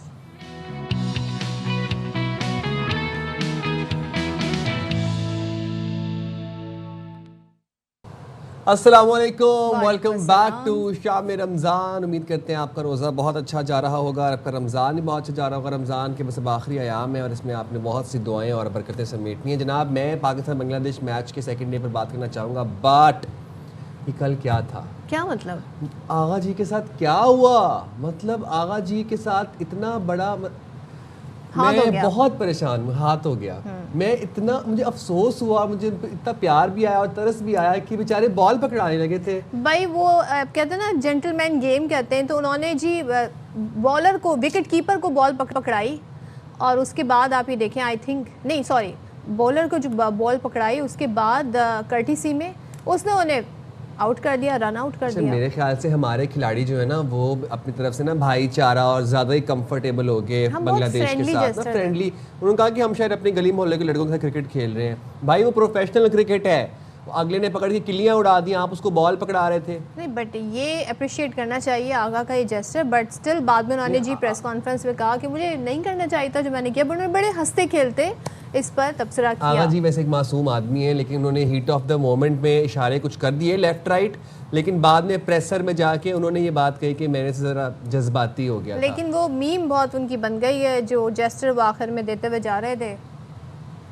अब वैसे जब आप जंग पे जाते हैं ना तो आपको पता होता है कि आपने अपने मोर्चे संभाल के रखने हैं, आपने अपनी पोस्ट को कैसे गार्ड करना है। आपके ना वॉल्स बड़ी हाई होती हैं, यहाँ पे गार्ड्स अप होते हैं। इसी तरह क्रिकेट भी है। अब या तो आप क्रिकेट को बहुत नॉन सीरियस ले रहे हैं, इसी हमें क्योंकि लग रहा है ना, या आप क्रिकेट को नॉन सीरियस ले रहे हैं, इसलिए हम भी आपको नॉन आई सीरियस थिंक ले रहे हैं। टीम जो होती है ना वो खेलने आती है, मुकाबला करने आती है, तो मुकाबले का ही माहौल था वो। आप ग्राउंड के बाहर जो है वो अच्छे जेस्टर का मुजाहरा भी कर सकते हैं, ग्राउंड के अंदर हैंडशेक कर सकते हैं, जो कि हम करते हैं। चले जी ज़रा बता देते हैं, पाकिस्तान ने जी दूसरा वनडे बांग्लादेश से बड़े भारी मार्जिन से जीत लिया है और अब ये सीरीज़ 1-1 से बराबर हो गई, क्योंकि एक बांग्लादेश जीत गया था, एक हम जीत गए हैं।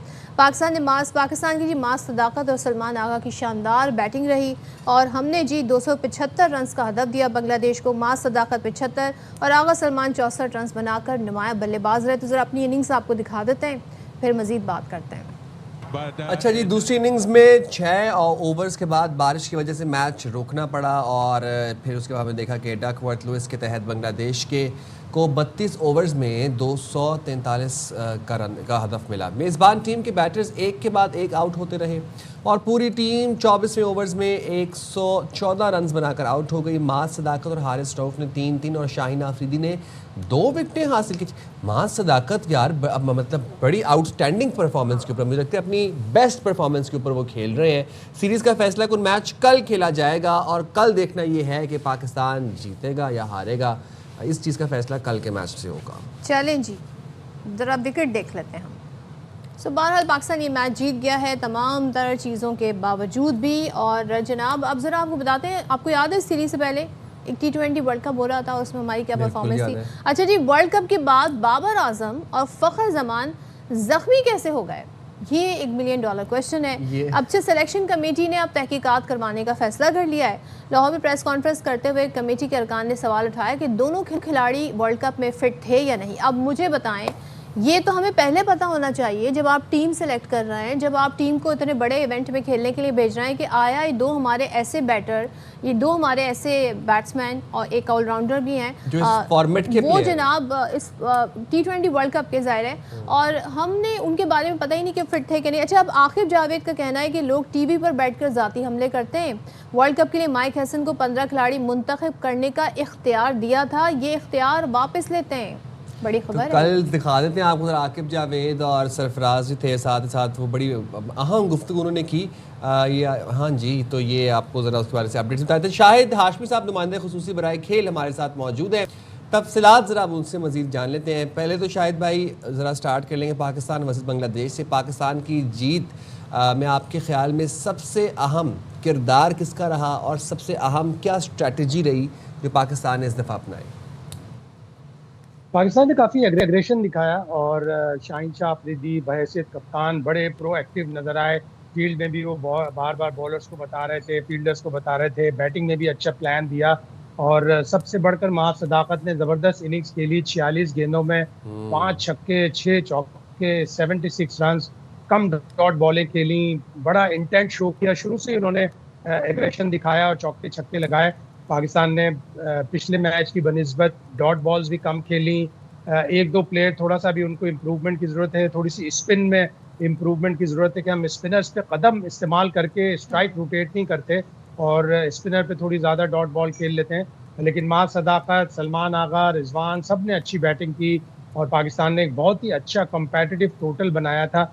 फिर डीएलएस पे चूंकि उनकी 3 विकेटें जल्दी गिर गई थी, इसलिए डीएलएस पे उनको बड़ा टफ टारगेट मिला, लेकिन पाकिस्तान ने बॉलिंग भी अच्छी की। अगेन मास सदाकत वहाँ पे भी चाह रहे, हारिस रऊफ वापस आए थे और उनको न जाने क्यों वर्ल्ड कप में नहीं लेके गए थे, तो उन्होंने बड़ी अच्छी बॉलिंग की। शाहीन को जब शुरू में विकेट मिलती है तो वो बहुत ही मौलिक और बहुत ही अग्रेसिव बॉलर नजर आते हैं, उनको शुरू में विकेट मिल गई थी, तो ओवरऑल अच्छी परफॉर्मेंस है। अब कल भी इसी तरह परफॉर्मेंस को रिपीट करके ये सीरीज जीतनी होगी, ताकि जो पाकिस्तान क्रिकेट बोर्ड ने जो बोल्ड स्टेप लिया था कि नए प्लेयर इंट्रोड्यूस कराए थे वो पे ऑफ करे। कल पता चलेगा। शाहिद साहब, ये जो सलमान अली आहा को आउट किया गया है, आपको क्या लगता है, क्या उन्हें ये जेस्टर नहीं देना चाहिए था जो सलमान ने उनको बॉल उठाकर दी और फिर वो खुद भी इसका शिकार हो गए? आप इसे कैसे एक्सप्लेन करेंगे? नहीं, सलमान एक बहुत डिसेंट क्रिकेटर है, बड़ा ऑनेस्ट डिसेंट सा क्रिकेटर है। उसने सबसे पहले तो मेहदी हसन मिराज ने उसका रास्ता रोका, जब वो क्रीज की तरफ जा रहा था तो बॉल उसकी टांगों के पास थी, तो वहां से उसने रास्ता रोका। आपने ऑब्स्ट्रक्ट किया बैट्समैन के रन अप को, बैट्समैन जब जा रहा था उसको ऑब्स्ट्रक्ट किया, फिर गैर अखलाकी हरकत की। विद इन द रूल्स थी, उन्होंने देखा कि सलमान आगा क्रीज से बाहर हैं और सलमान आगा ने डिसेंसी में बॉल उठा के दी, उन्होंने उनको आउट कर दिया। विद इन द रूल्स तो था, लेकिन स्पिरिट ऑफ द गेम नहीं है कि आपने पहले रास्ता रोका और फिर जब एक बैट्समैन ने आपको बॉल उठा के दी तो आपने उसको रन आउट कर दिया। विद इन द रूल्स थे वो, लेकिन उन्हें ऐसा करना नहीं चाहिए था और एज कैप्टन तो और भी नहीं करना चाहिए। और शायद साहब, एक सवाल ये भी जानना चाहूँगी, जो हमारे अब खबरें आ रही हैं कि तहकीकाती कमेटी तहकीकात करेगी कि बाबर आजम फ़खर जमान अनफिट कैसे हुए और क्या वो ड्यूरिंग वर्ल्ड कप भी अनफिट थे, ये क्या मामला है? ये शक व शुबात कहाँ से सामने आए? देखिए, चेयरमैन साहब ने पहले से हमेशा एक फुल हैंड दिया हुआ था, तो आज पता नहीं क्यों इसका अयादा किया गया। और अगर सिलेक्शन कमेटी ने प्रेस कॉन्फ्रेंस करनी थी तो ये जो बांग्लादेश की टीम सेलेक्ट हुई थी उस वक्त चारों सेलेक्टर आते और प्रेस कॉन्फ्रेंस करते और बताते कि कौन किसको हमने रेस्ट दिया है, किसको हमने ड्रॉप किया है, कौन अनफिट है, कौन फिट है। ये अगर बांग्लादेश की सीरीज के वक्त कर लेते तो ज़्यादा अच्छा होता। चेयरमैन ने तो हमेशा फुल हैंड दिया, ये कोई नई बात नहीं है कि आज सिलेक्शन कमेटी को फुल हैंड फिट दोबारा से दिया है, वो तो कभी भी मुदाखलत नहीं करते। अब जब सिलेक्शन कमेटी ये कह रही तो नेक्स्ट टाइम जब भी कोई सिलेक्शन करें तो आके बताएं कि ये 4 प्लेयर क्यों सेलेक्ट किए, ये 4 प्लेयर या 2 प्लेयर या 1 प्लेयर क्यों सेलेक्ट नहीं किया। और बाबर आजम तो सारे मैचेस खेल रहे थे, आखिर के मैच में उन्हें बिठाया, श्रीलंका वाले मैच में फ़खर आए, 2 मैच खेले। फ़खर की फिटनेस थोड़ी सी चल रही है इशू, उनको 1-1.5 साल से वो चैंपियंस ट्रॉफी में भी फिटनेस का शिकार हुए थे, लेकिन उन्होंने दोनों मैच बहुत अच्छे खेले। और उसके बाद हमें ये बताया गया, किसी ने ऑफिशियली आके नहीं बताया, लेकिन ये पता चला कि फ़खर बांग्लादेश के तौर पर इसलिए नहीं गए कि वो फिट नहीं है। नसीम शाह के बारे में भी यही खबरें आई, लेकिन अगर ये जब सिलेक्शन हो रहा था, जब एक टीम का अनाउंसमेंट हुआ था, चाहे प्रेस रिलीज में बता देते कि ये 3 प्लेयर इसलिए सिलेक्ट नहीं हुए, हमने बाबर आजम को ड्रॉप किया है या रेस्ट किया या बाबर आजम अनफिट है, तो वो ज्यादा बेहतर है।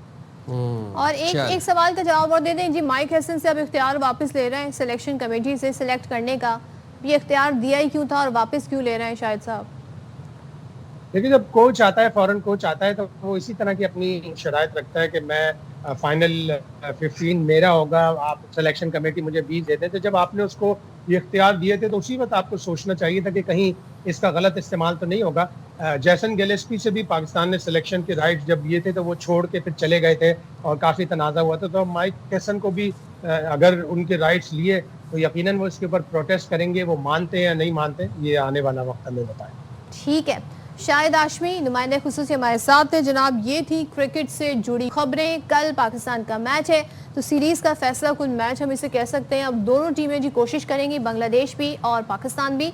लेट्स सी कि कल पाकिस्तान अपनी जो परफॉर्मेंस है इसकी कंटिन्यूटी रखता है कि नहीं रखता है, या फिर पहले मैच वाली ना दोहराए। भाई अब बस बहुत जंगें, बहुत क्रिकेट जंगो जदल से हमने, प्लीज अब आप मुझे बताएं, आपने शॉपिंग कर लिया ईद की? नहीं, टाइम ही नहीं मिल पा रहा। टाइम ही नहीं मिल पा रहा, महंगाई इतनी हो गई, 55 रुपए का बम पेट्रोल का हमारे सर पे गिर गया, तो कहाँ ईद की शॉपिंग करेंगे? सैलरी क्लास कहाँ करेंगे? पैसे भी नहीं है, आने की कोई उम्मीद भी नजर नहीं आ रही है अभी। चले any how, moving forward, Karachi से हमारे साथ 4 नवाब मौजूद हैं, जरा उनसे जानते हैं लोग किस तरह से ईद की प्रिपरेशंस कर रहे हैं, क्या तैयारियां हैं।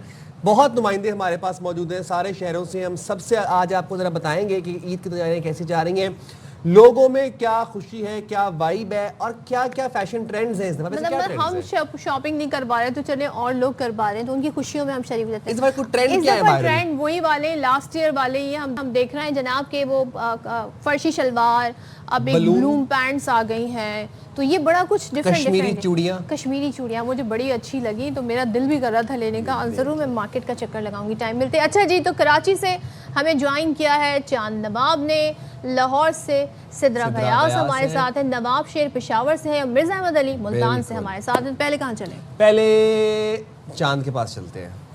तो कराची से चांद हमारे साथ मौजूद हैं। चांद जरा बताइएगा कि इस वक्त किस मार्केट में मौजूद है, कितना रश देख रहे हैं, आवाम का रुझान देख रहे हैं शॉपिंग में बढ़ता हुआ, या फिर इस दफ़ा महंगाई के बायस आवाम जो है वो परेशान है और इतनी शॉपिंग नहीं कर रहे ईद की?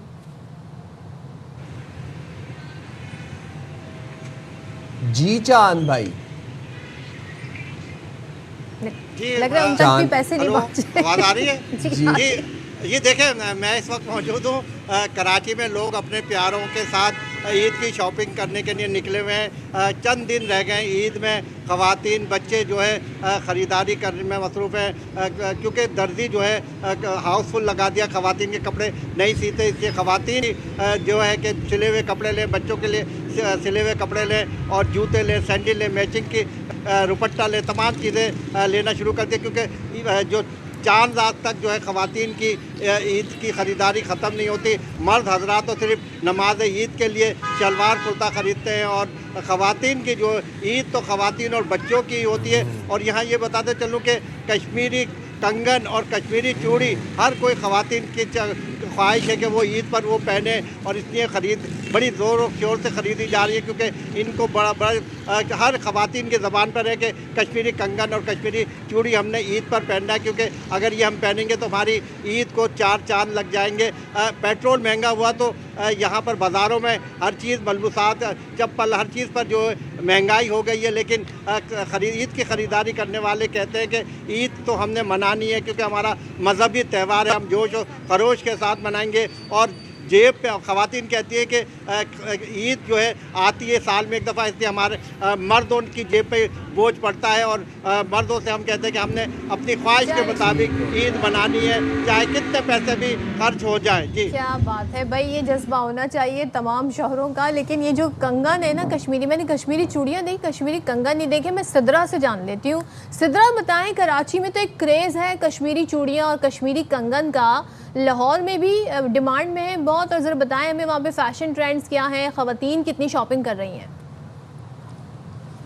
अच्छा सदफ, लाहौर में भी कश्मीरी कंगन और चूड़ियों का जो है वो बहुत ज़्यादा ट्रेंड है, लेकिन वो थोड़ी एक्सपेंसिव भी हैं। अगर एक सेट की बात की जाए जिसमें दर्जन भर चूड़ियाँ हैं और 2-4 कंगन हैं, तो वो सेट जो है वो 2000 से 1500 रुपये फी सेट बिक रहा है। तो शहरी जो है वो इस कीमत के लिए बहुत ज़्यादा परेशान है, ख़ास तौर पर ख़वातीन, और उनके साथ मर्द हजरात की भी तकरार हमने यहाँ पर होती देखी, क्योंकि मर्दों की जेबें ढीली होती हैं और ख़वातीन का फ़ैशन पूरा होता है।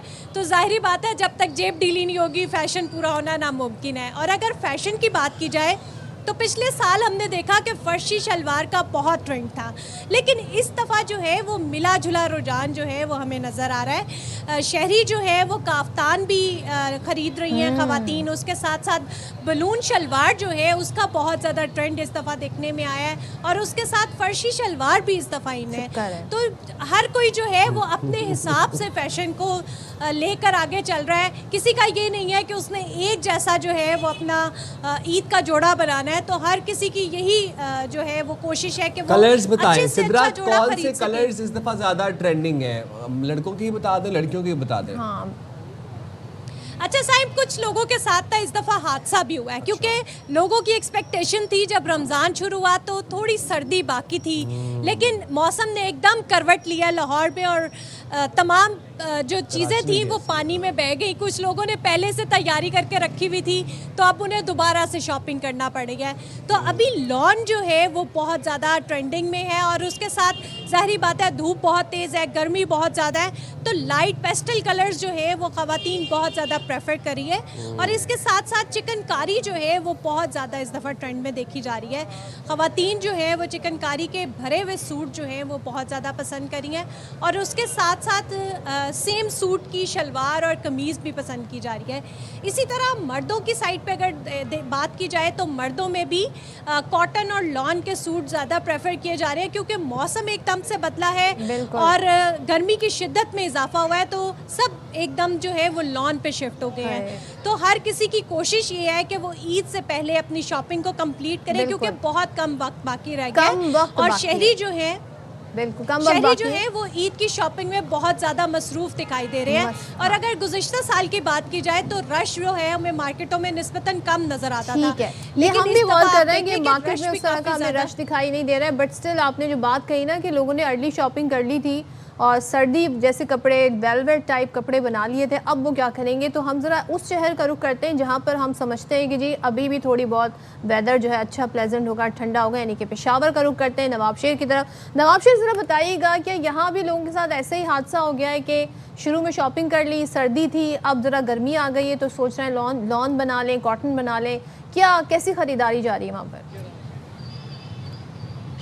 जी बिल्कुल, पेशावर में भी सेम सिचुएशन लाहौर की तरह था, क्योंकि मौसम काफ़ी गर्म हो गया था। लेकिन पिछले चंद दिनों से जो है वो पेशावर में हल्की बारिश हुई है, जिससे मौसम जो है वो एकदम से तब्दील हो गया है। और जो शहरियों ने जो ख़रीदारी की थी तो अब वो उसी मुनासबत से जो है वो ख़रीदारी कर रहे हैं। पहले शहरियों ने जो है वो कपड़े तो पहले से ही सिलवा दिए हैं, लेकिन अब जो और ख़रीदारी है वो बाकी रह गई है। ख़ासकर जो ख़वातीन है और जो बच्चे हैं वो अपने लिए जो है फैशनेबल चीज़ें जो है वो ख़रीद रही है। ख़वातीन जो है वो इस वक्त मेकअप का सामान, चूड़ियाँ और दुपट्टे वगैरह इस तरह की चीज़ें ख़रीद रही है। इसी तरह जो छोटे बच्चे और जो छोटी बच्चियाँ हैं वो भी अपनी पसंद की मैचिंग चूड़ियाँ और जूते वगैरह और जो रेडीमेड कपड़े वगैरह है वो ख़रीद रहे हैं। और अगर मर्द हजरात की बात की जाए तो पेशावर में ज़्यादातर ट्रेंड जो है वो शलवार कमीज़ का होता है और उसके साथ साथ जो पेशावरी चप्पल होते हैं, क्योंकि ये पेशावरी चप्पल जो है वो पेशावर की सकाफ़त की पहचान भी है। जबकि उसके ऊपर जो है वो वेस्टकोट पहनना भी जो है वो लाजमी तस्वर किया जाता है ईद के मौके पर। तो इस वक्त जो है पेशावर में ट्रेंड पेशावरी चप्पल और वेस्टकोट का चल रहा है, जबकि इसके साथ साथ शलवार कमीज़ का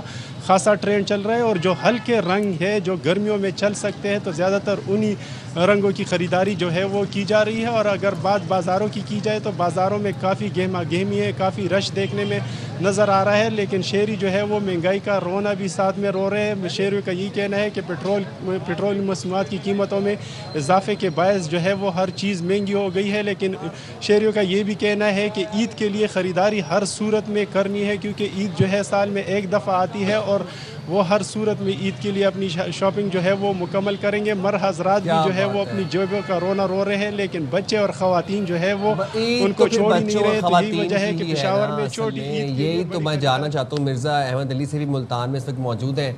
मिर्ज़ा अहमद अली, आप बताइएगा मुल्तान में क्या माहौल है, लोग पुरजोश हैं ईद के लिए? जी बिल्कुल, इस वक्त हम हुसैन आगाही मार्केट में मौजूद हैं। आपको बताते चलूँ कि साउथ पंजाब की और मुल्तान की सबसे बड़ा बाज़ार है ये हुसैन आगाही बाज़ार के नाम से जाना जाता है। यहाँ मुल्तान शहर और गिरदो नवा से हज़ारों की तादाद में जो है लोग हर रोज़ यहाँ शॉपिंग करने आते हैं। इस वक्त भी आप देख सकते हैं कि बड़ा रश है यहाँ पे, ख़वातीन की बड़ी तादाद है। लेकिन आपको यहाँ बताऊँ जो अनस्टिच कपड़े हैं उनकी दुकानों पे जो है रश नज़र नहीं आ रहा। जो दुकानों के बाहर स्टॉल लगे हुए हैं स्टिच कपड़ों के, रेडीमेड कपड़ों के, जिनमें लॉन है और कॉटन के कपड़े हैं, वहाँ पर जो है लोगों का ज़्यादा रश है, रुझान है। ख़वातीन भी वहाँ से ख़रीदारी कर रही हैं और बच्चों के भी रेडीमेड कपड़े ही खरीदे जा रहे हैं। इसके अलावा अगर बात की जाए आर्टिफिशियल ज्वेलरी की और बैंगल्स की बात की जाए तो उन स्टॉल पे जो है खासा रश दिखाई देता है ख़वातीन का। वहाँ से मैचिंग ज्वेलरी जो है वो परचेज़ की जा रही है। जबकि कश्मीरी चूड़ियाँ और कड़ों का जो ट्रेंड है वो मुल्तान में भी है, मुल्तानियों में भी इसमें खासा क्रेज़ पाया जाता है। बात की जाए जूतों की तो मुल्तान में जो पेशावरी चप्पल है और मुल्तानी खूसा ख़ास तौर पे वो ईद के दिनों में जो है ट्रेंड होता है। ख़वातीन और मर्दों दोनों में जो है मकबूल है मुल्तानी खूसा, क्योंकि इंतहाई बारीक और नफीस खाल का होता है और काफ़ी आरामदेह होता है, तो इसलिए जो है ज़्यादा पहनना पसंद करते हैं। और मर्द हज़रात जो है खुस्से के साथ साथ पेशावरी चप्पल जो है वो ख़रीद रहे हैं। जबकि मर्दों की बात की जाए तो मुल्तान शहर का मौसम जो है वो खासा गर्म है, इस वक्त भी गर्मी है, तो कॉटन जो है वो ज़्यादा ख़रीद रहे हैं। कॉटन के साथ वेस्ट कोट, खुस्सा या पेशावरी चप्पल की खरीदारी जो है क्या वो जारी बात है। इसी तरह बाज़ारों में जो है वो रश मौजूद है, लोग ईद की खरीदारी कर रहे हैं। ज़बरदस्त भाई, लोगों की तनख्वाहें आ गई हैं टाइम पे, लोग कर रहे हैं ईद की शॉपिंग, बड़े पुरजोश हैं। बहुत शुक्रिया चांद नवाब, सिद्रा गयास, नवाब शेर और मिर्ज़ा अहमद अली। सिद्रा हंस भी रही हैं थोड़ा थोड़ा सा, और चांद नवाब भी हंस रहे हैं। सिद्रा कुछ कहना चाह रही है लेकिन हम मौका पता नहीं नहीं देंगे, क्यों हम हंस पता रहे नहीं हैं वो क्या कहना चाह रही है। पहले उन्होंने हमें रेट बता दिए, 2000-1500 रुपए में जी कश्मीरी चूड़ियाँ मिल रही। बताएं जरा। मैं सोच रहा हूँ, मेरा आपको तो 15-20 हज़ार तो गया। क्या मतलब किस किस को देनी है आपने? क्या मतलब किस किस को? अपनी कोलीग्स को दूंगा ना। 15-20 हज़ार जो आपने एकदम मेरी से कोलीग है सारे दफ्तर के अंदर, मेरी यही फैमिली है, बस ARY अब तो फैमिली है। डन हो गया, अब आपने मेरी लेकर फैमिली आनी आप सब है। ARY फैमिली से मेरा ताल्लुक है, हमारी न्यूज़ में एंकर्स होती हैं, आप लोग हैं। और बिल्कुल जनाब, लड़कों को भी देंगे, लड़कियों को भी देंगे। 15-20 हज़ार आप इसी में उड़ा देंगे, क्या ईदी आपसे अलग से मांगेंगे रिश्तों लोग। से बढ़ के कुछ है? क्या बात है। रिश्तों तो से ये जज्बा देख के तो मेरी आंखों में आंसू आ गए सीरियसली। मैं यहाँ पर ब्रेक ले रही हूँ, बस ब्रेक ही बनता है।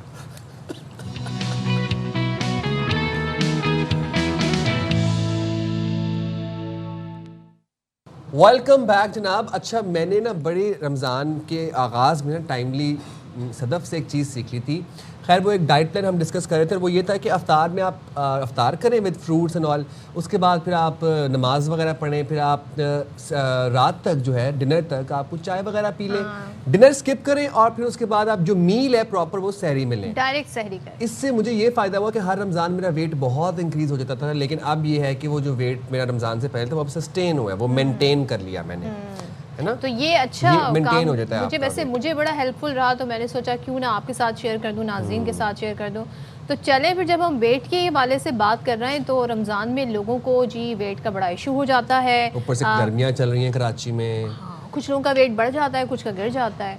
तो क्या इसकी बड़ी वजह यह है कि हमारी जो रोज़मर्रा का जो खाने का रूटीन है वो चेंज हो गया है? अच्छा, क्या होता है पानी भी साथ में सहरी में बहुत सारा लोग कंज्यूम कर रहे होते हैं, तो उसके क्या इफेक्ट होते हैं? कितना पानी पीना चाहिए? क्या ज़्यादा पानी पीने से क्या वो हमारे अंदर स्टोर रहेगा? ये बहुत सारे पानी तो पानी कोल्ड ड्रिंक्स का भरपूर तरीके से इस्तेमाल करते हैं, जिस दूध में डाल लेंगे, पानी में डाल लेंगे, जिस चीज़ में दिल करेगा कोल्ड ड्रिंक डाल के, और अफ्तार में पी रहे होते हैं। मतलब दिस इज़ वेरी, मतलब ये बहुत बड़ी अनहेल्दी चीज़ है कि अगर आप कार्बोनेटेड सॉफ्ट ड्रिंक्स जो है वो अफ्तार में खाली पेट आप ले रहे हैं। खैर मैं ये क्यों बता रहा हूँ आपको, हमारे साथ डॉक्टर साहिबा मौजूद हैं, उन्हीं तफसीलात जान लेंगे। डॉक्टर ज़बाला यासिर लुत्फ़ी साहिबा हमारे साथ हैं। अस्सलाम वालेकुम। वालेकुम अस्सलाम। तो बताएं भाई कि क्या मामला है, वेट क्यों बढ़ जाता है? हालांकि हम रोज़े रख रहे हैं, थ्रू आउट 30 हैं तो 30, 29 एंड 29, इसके बावजूद क्योंकि खाना ज़्यादा खाने लगते हैं ना, इसलिए मोटे हो जाते हैं। क्योंकि जो हम इतनी तली हुई चीज़ें तो अपने रोज़मर्रा के खानों में नहीं खाते, जितनी तली हुई चीज़ें जो है वो हम रमज़ान में खाते हैं, और पकौड़े तो मस्ट हैं।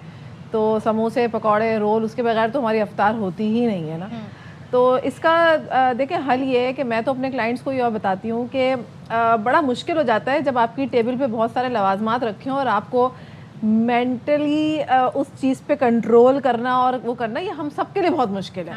क्योंकि जाहिर सी बात है, ह्यूमन नेचर है कि आपका दिल चाहेगा कि आप वो चीज़ खाएं, तो हम उस चीज़ पर काबू किस तरह पा सकते हैं। इंपॉर्टेंट चीज़ ये है रादर कि आप जो है वो चीज़ बनाए ना, ऐसा होता नहीं है, क्योंकि हर घर का हर फर्द जो है ना वो डिफरेंट तरीके से अफ्तारी में उसको चीज़ें चाहिए होती हैं। रमजान नहीं, अगर पकौड़े ना बने, पकौड़े ना कैसे लाजमी जुज़ बन गए? बिल्कुल ऐसा ही है, क्योंकि साल में एक दफ़ा ही पकौड़े बनते हैं, और मुझे ऐसा लगता है कि रमजान में ही उनकी तलब भी ज़्यादा होती है। जो टेस्ट रमजान में होता है वो रेस्ट ऑफ द ईयर नहीं होता, वो नहीं होता, और नहीं दिल भी नहीं चाहता खाने का।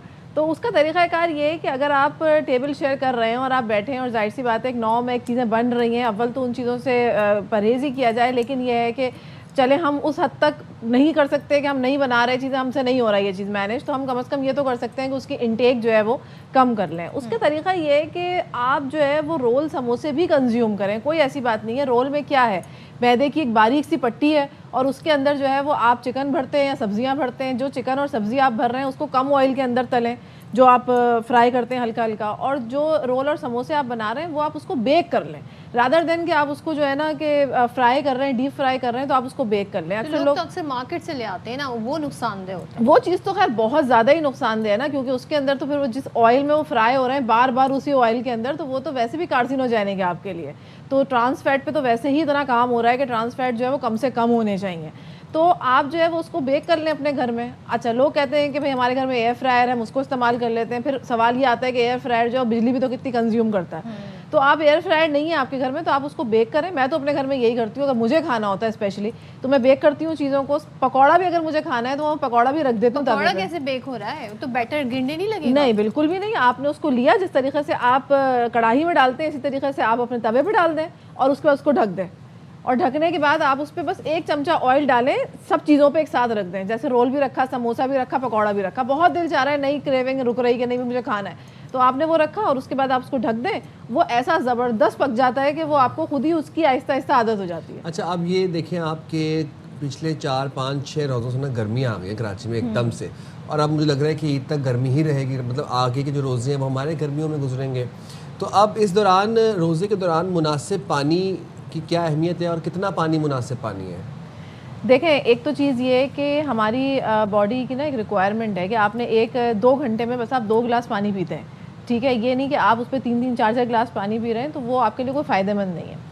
अब जाहिर सी बात है कंजम्पशन थोड़ी कम होती है। उसका तरीका ये है कि जैसे ही आप रोज़ा खोलें तो आप 2 खजूरें खाएं और उसके बाद आप अपनी ड्रिंक पिएं। अच्छा, ड्रिंक से मेरी मुराद हरगिज़ ये नहीं है कि आप जो है वो लाल पीले नीले शरबत पी रहे हैं और वो ख़ास तौर पे चीनी वाले। आप उसकी जगह पे चिया सीड्स जो है वो पानी में भिगो दें, या आप स्ट्रॉबेरी शेक बना के पी लें, उसको चीनी नहीं डालें उसके अंदर, या बनाना शेक बना के पी लें, कच्ची लस्सी बना के पी लें, उसमें चीनी नहीं है बिल्कुल भी। ये सारी वाटरमेलन है, उसको आप ग्राइंड करें और काला नमक डालें और उसको पी लें। ये सब चीज़ें वो हैं जो आपको मुस्तकिल तौर पे हाइड्रेट रखती हैं। आपने 2 खजूरें खाई, इनमें से कोई भी ड्रिंक ली, उसके बाद आप पढ़ें नमाज पढ़ के आप आएँ। उस वक्त तक क्या हो जाता है कि आप के अंदर इतनी स्ट्रेंथ आ जाती है कि आप चीज़ों को बर्दाश्त कर लेते हैं। Yes, you are right. आपको ये टाइम ज़रूर देना है अपने आप को। ये मैं वो प्रैक्टिसेस आपको बता रही हूँ जो मैं लोगों को भी बताती हूँ और ख़ुद भी फॉलो करती हूँ। तो आप जब आते हैं ना तो वो टाइम गुजर जाता है आपकी क्रेविंग का। फिर उसके बाद जो पानी आपने पिया होता है ना, वो बॉडी को हाइड्रेट कर चुका होता है। आपके माइंड को एक फॉल्स सिग्नल पहुंच जाता है कि जी मैंने खा लिया है, एग्जैक्टली। तो आपकी वो क्रेविंग का टाइम खत्म हो जाता है। आपने सिर्फ उस क्रेविंग टाइम से जो है ना वो लड़ना होता है, बस आप ये समझ लें बस। तो आप फौरन उठे, नमाज पढ़ें, उसके बाद जब आप आएंगे ना तो आप यकीनी तौर पे आपकी क्रेविंग वो नहीं होगी जो पहले थी।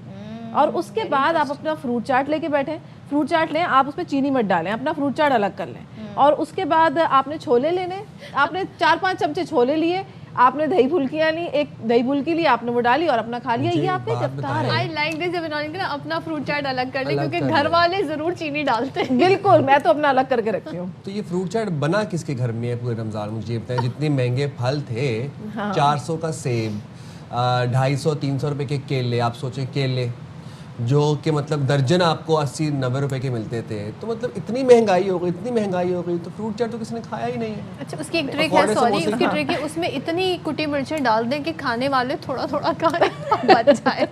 वो और लोग भी है ना, फिर मूड ख़राब हो जाता है माहौल भी ख़राब हो जाता है साथ में।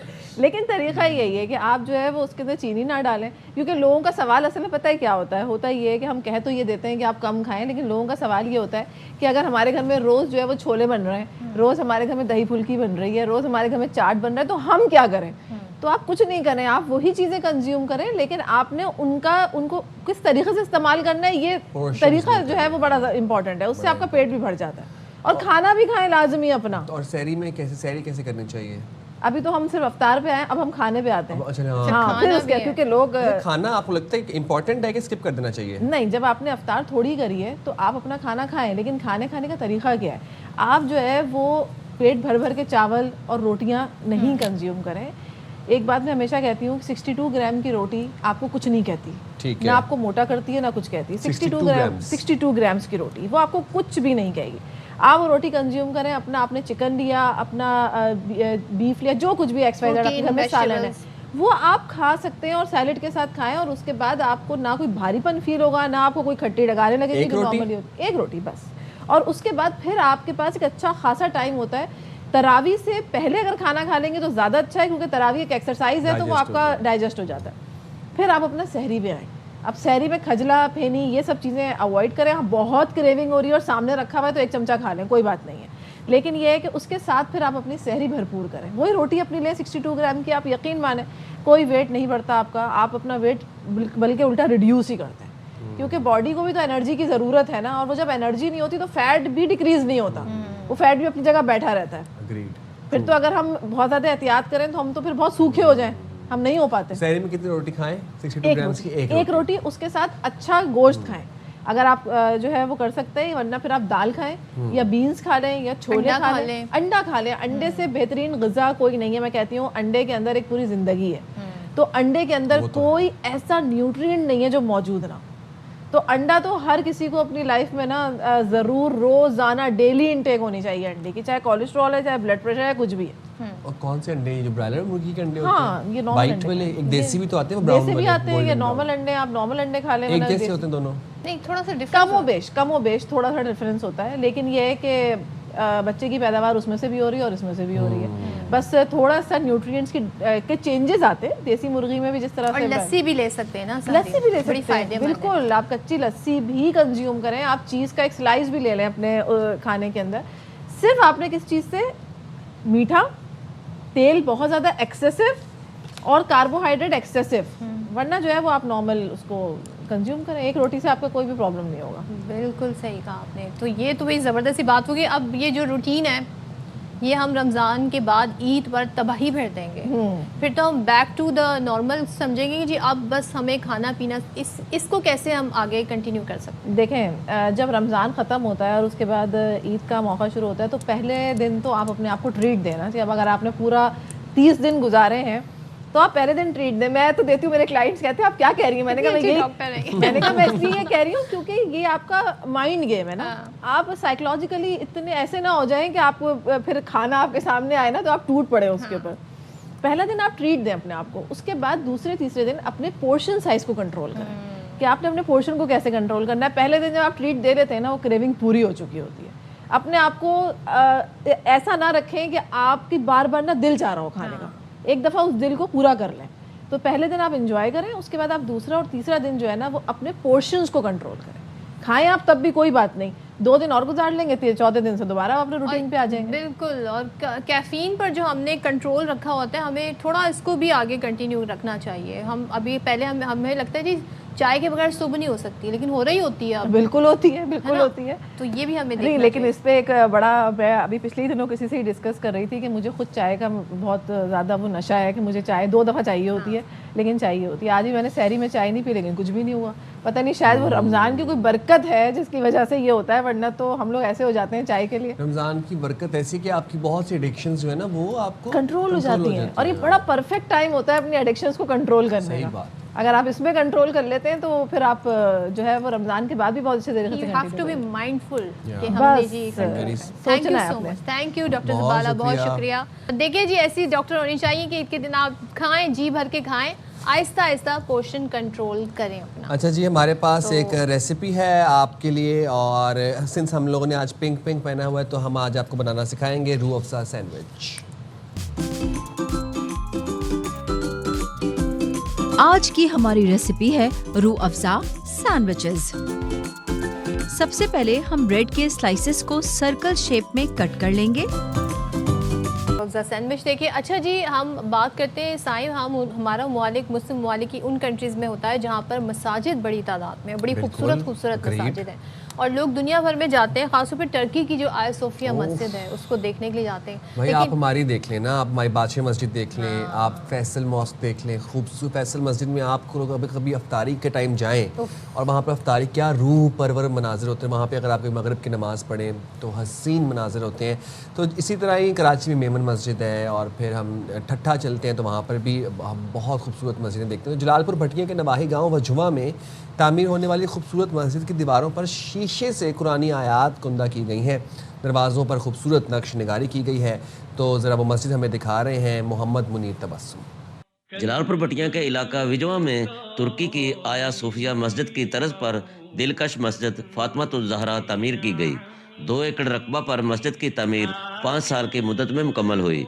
करोड़ों रुपए की लागत से तामीर होने वाली इस खूबसूरत मस्जिद में मर्दान समेत मुख्तलिफ शमाली इलाका जात का कीमती पत्थर इस्तेमाल किया गया, जबकि शीशे का काम मुल्तान के माहिर कारीगरों ने किया। अल्लाह ताला ने हमें इस दूर दराज इलाके में ये मस्जिद सैयदा फातिमातुज़ ज़हरा, जो कि आया सूफिया के स्टाइल पर बनाई गई है, बनाने की अल्लाह पाक ने हमें सआदत अता फरमाई। पर तकरीबन 10,000 बंदा नमाज़ पढ़ सकते हैं। रात को इफ्तारी भी होती है, सहरी भी होती है। ना मस्जिद के बारे में सुना है, वो ये है, बहुत ही खूबसूरत मस्जिद है और बड़ा सोहना शीशे का माशाल्लाह काम होया है, बाहर लान बने हैं, बहुत प्यारी मस्जिद है। दूर दराज तो मस्जिद की ज़ियारत करना है। आया सूफिया की तर्ज पर तामीर होने वाली इस मस्जिद के 28 गुंबद और 4 बुलंदो बाला मीनार हैं। मस्जिद में फ्री डिस्पेंसरी और पीने के साफ पानी के लिए वाटर फिल्ट्रेशन प्लांट भी नस्ब किया गया है। शहर से दूर एक पसमानदा इलाका होने के बावजूद इस खूबसूरत मस्जिद को देखने के लिए दूर दराज से लोग आते हैं। मोहम्मद मुनीर तबस्सुम,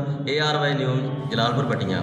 तो जनाब, आया सूफिया की तर्ज पर हमने देखा कि ये मस्जिद जो है बड़ी खूबसूरती के साथ तामीर की गई है और हम कहते हैं ना, अभी हमारे नुमाइंदे भी बता रहे थे कि यहाँ से मुल्क भर से लोग आते हैं इस मस्जिद को देखने। बहुत खूबसूरत मस्जिद है। हम जाएंगे छोटी सी ब्रेक पे, हाजिर होंगे ब्रेक के बाद।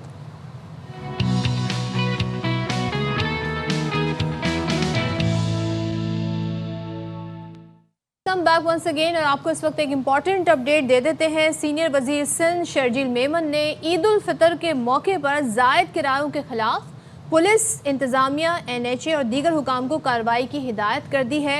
और साथ ही शर्जील मेमन ने कहा, खुद साख्ता किरायों में इजाफे से मुसाफिर पर इजाफी माली बोझ पड़ता है और बगैर इजाज़त किरायों में इजाफे को रोकना मुताल्लिका इदारों की बुनियादी जिम्मेदारी है। टाइमली ये एक्शन लिया गया है। तमाम अफसरान जायद किराया वसूल करने वाले ट्रांसपोर्टर्स के खिलाफ कार्रवाई करें और रोज़ाना की बुनियाद पर कार्रवाइयों की रिपोर्ट महकमे को अरसाल की जाए। मुसाफिरों को सरकारी मुकर्ररा किरायों पर महफूज सफ़र फराहम करना अव्वलीन तरजीह है। तमाम मुताल्लिका इदारे फील्ड में मुतहरिक रहें और जो अवामी शिकायत है, जो पब्लिक को इश्यूज हो रहे हैं, उसका फौरी तौर पर अजाला किया जाए। सबसे बड़ी ज्यादती और नाइंसाफ़ी आम आवाम के साथ ये है कि ईद से कबल किराए बढ़ जाएं, चाहे वो बसेस के हों, चाहे वो रिक्शों के हों, चाहे वो जहाज़ों के हों।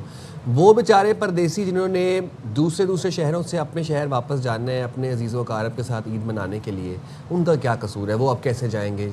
जहाज़ वाले भी बैठे हुए हैं, बसों वाले भी बैठे हुए हैं और जो ट्रेन वाले हैं वो भी बेचारे बैठे हुए हैं। और 55 रुपये का इजाफा कोई कम इजाफा नहीं होता, एकदम से किराए बढ़े। तो एटलीस्ट ये अच्छी चीज़ है कि शर्जील मेमन साहब ने ख़ुद साख्ता किरायों में इजाफे से मुसाफिरों पर इजाफी माली बोझ पड़ने से के खिलाफ जो है वो उन्होंने एक प्रॉपर क्रैकडाउन का ऐलान कर दिया है। लेट्स होप एंड सी के एग्जीक्यूट किस हद तक होता है, ये बड़ा इंपॉर्टेंट है। अच्छा जी, अब हम किरायों की बात कर रहे हैं तो ज़रा सफ़र की बात कर लेते हैं। तो आजकल ज़माना है गूगल मैप्स का, तो लोग मैप्स की मदद से जी जाते हैं अपनी डेस्टिनेशन पर।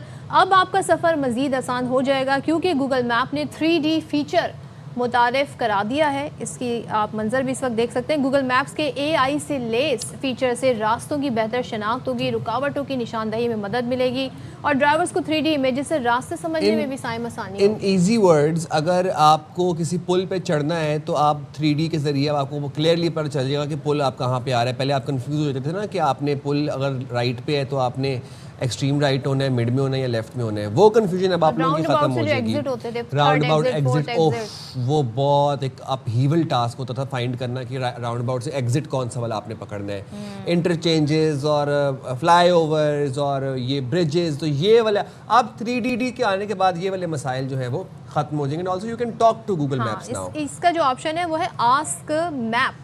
आस्क मैप्स का फीचर बातचीत के अंदाज में कम रश वाले रास्ते यानी कि बड़ा मसला हल हो जाएगा। एक से ज़ायद जो स्टॉप्स हैं और तफसीली सफ़र जैसी मालूमात फराहम करेगा। ऑल्टरनेट भी आपको कुछ बता देगा कि जी अगर यहाँ पे रश है तो आप कौन सा रास्ता ले सकते हैं। आप बिल्कुल चैट GPT की तरह से आई थिंक बात कर सकते हैं। ये ना पूछ लीजिएगा गूगल मैप से कि गूगल टेल मी महबूब की गली का रास्ता, तो वो नहीं अब आपको गूगल बताएगा। बाकी हमारी आवाम मतलब ऐसा भी तो कर लेते हैं तजुर्बे, ऐसे तजुर्बात ना कीजिएगा। तो अब मेरे ख्याल से हमारे पास टाइम हो गया इजाज़त मांगने का। बिल्कुल, अब इजाज़त का ही वक्त चाहते हैं। हमें दीजिए इजाज़त। अल्लाह हाफिज़। पाकिस्तान जिंदाबाद।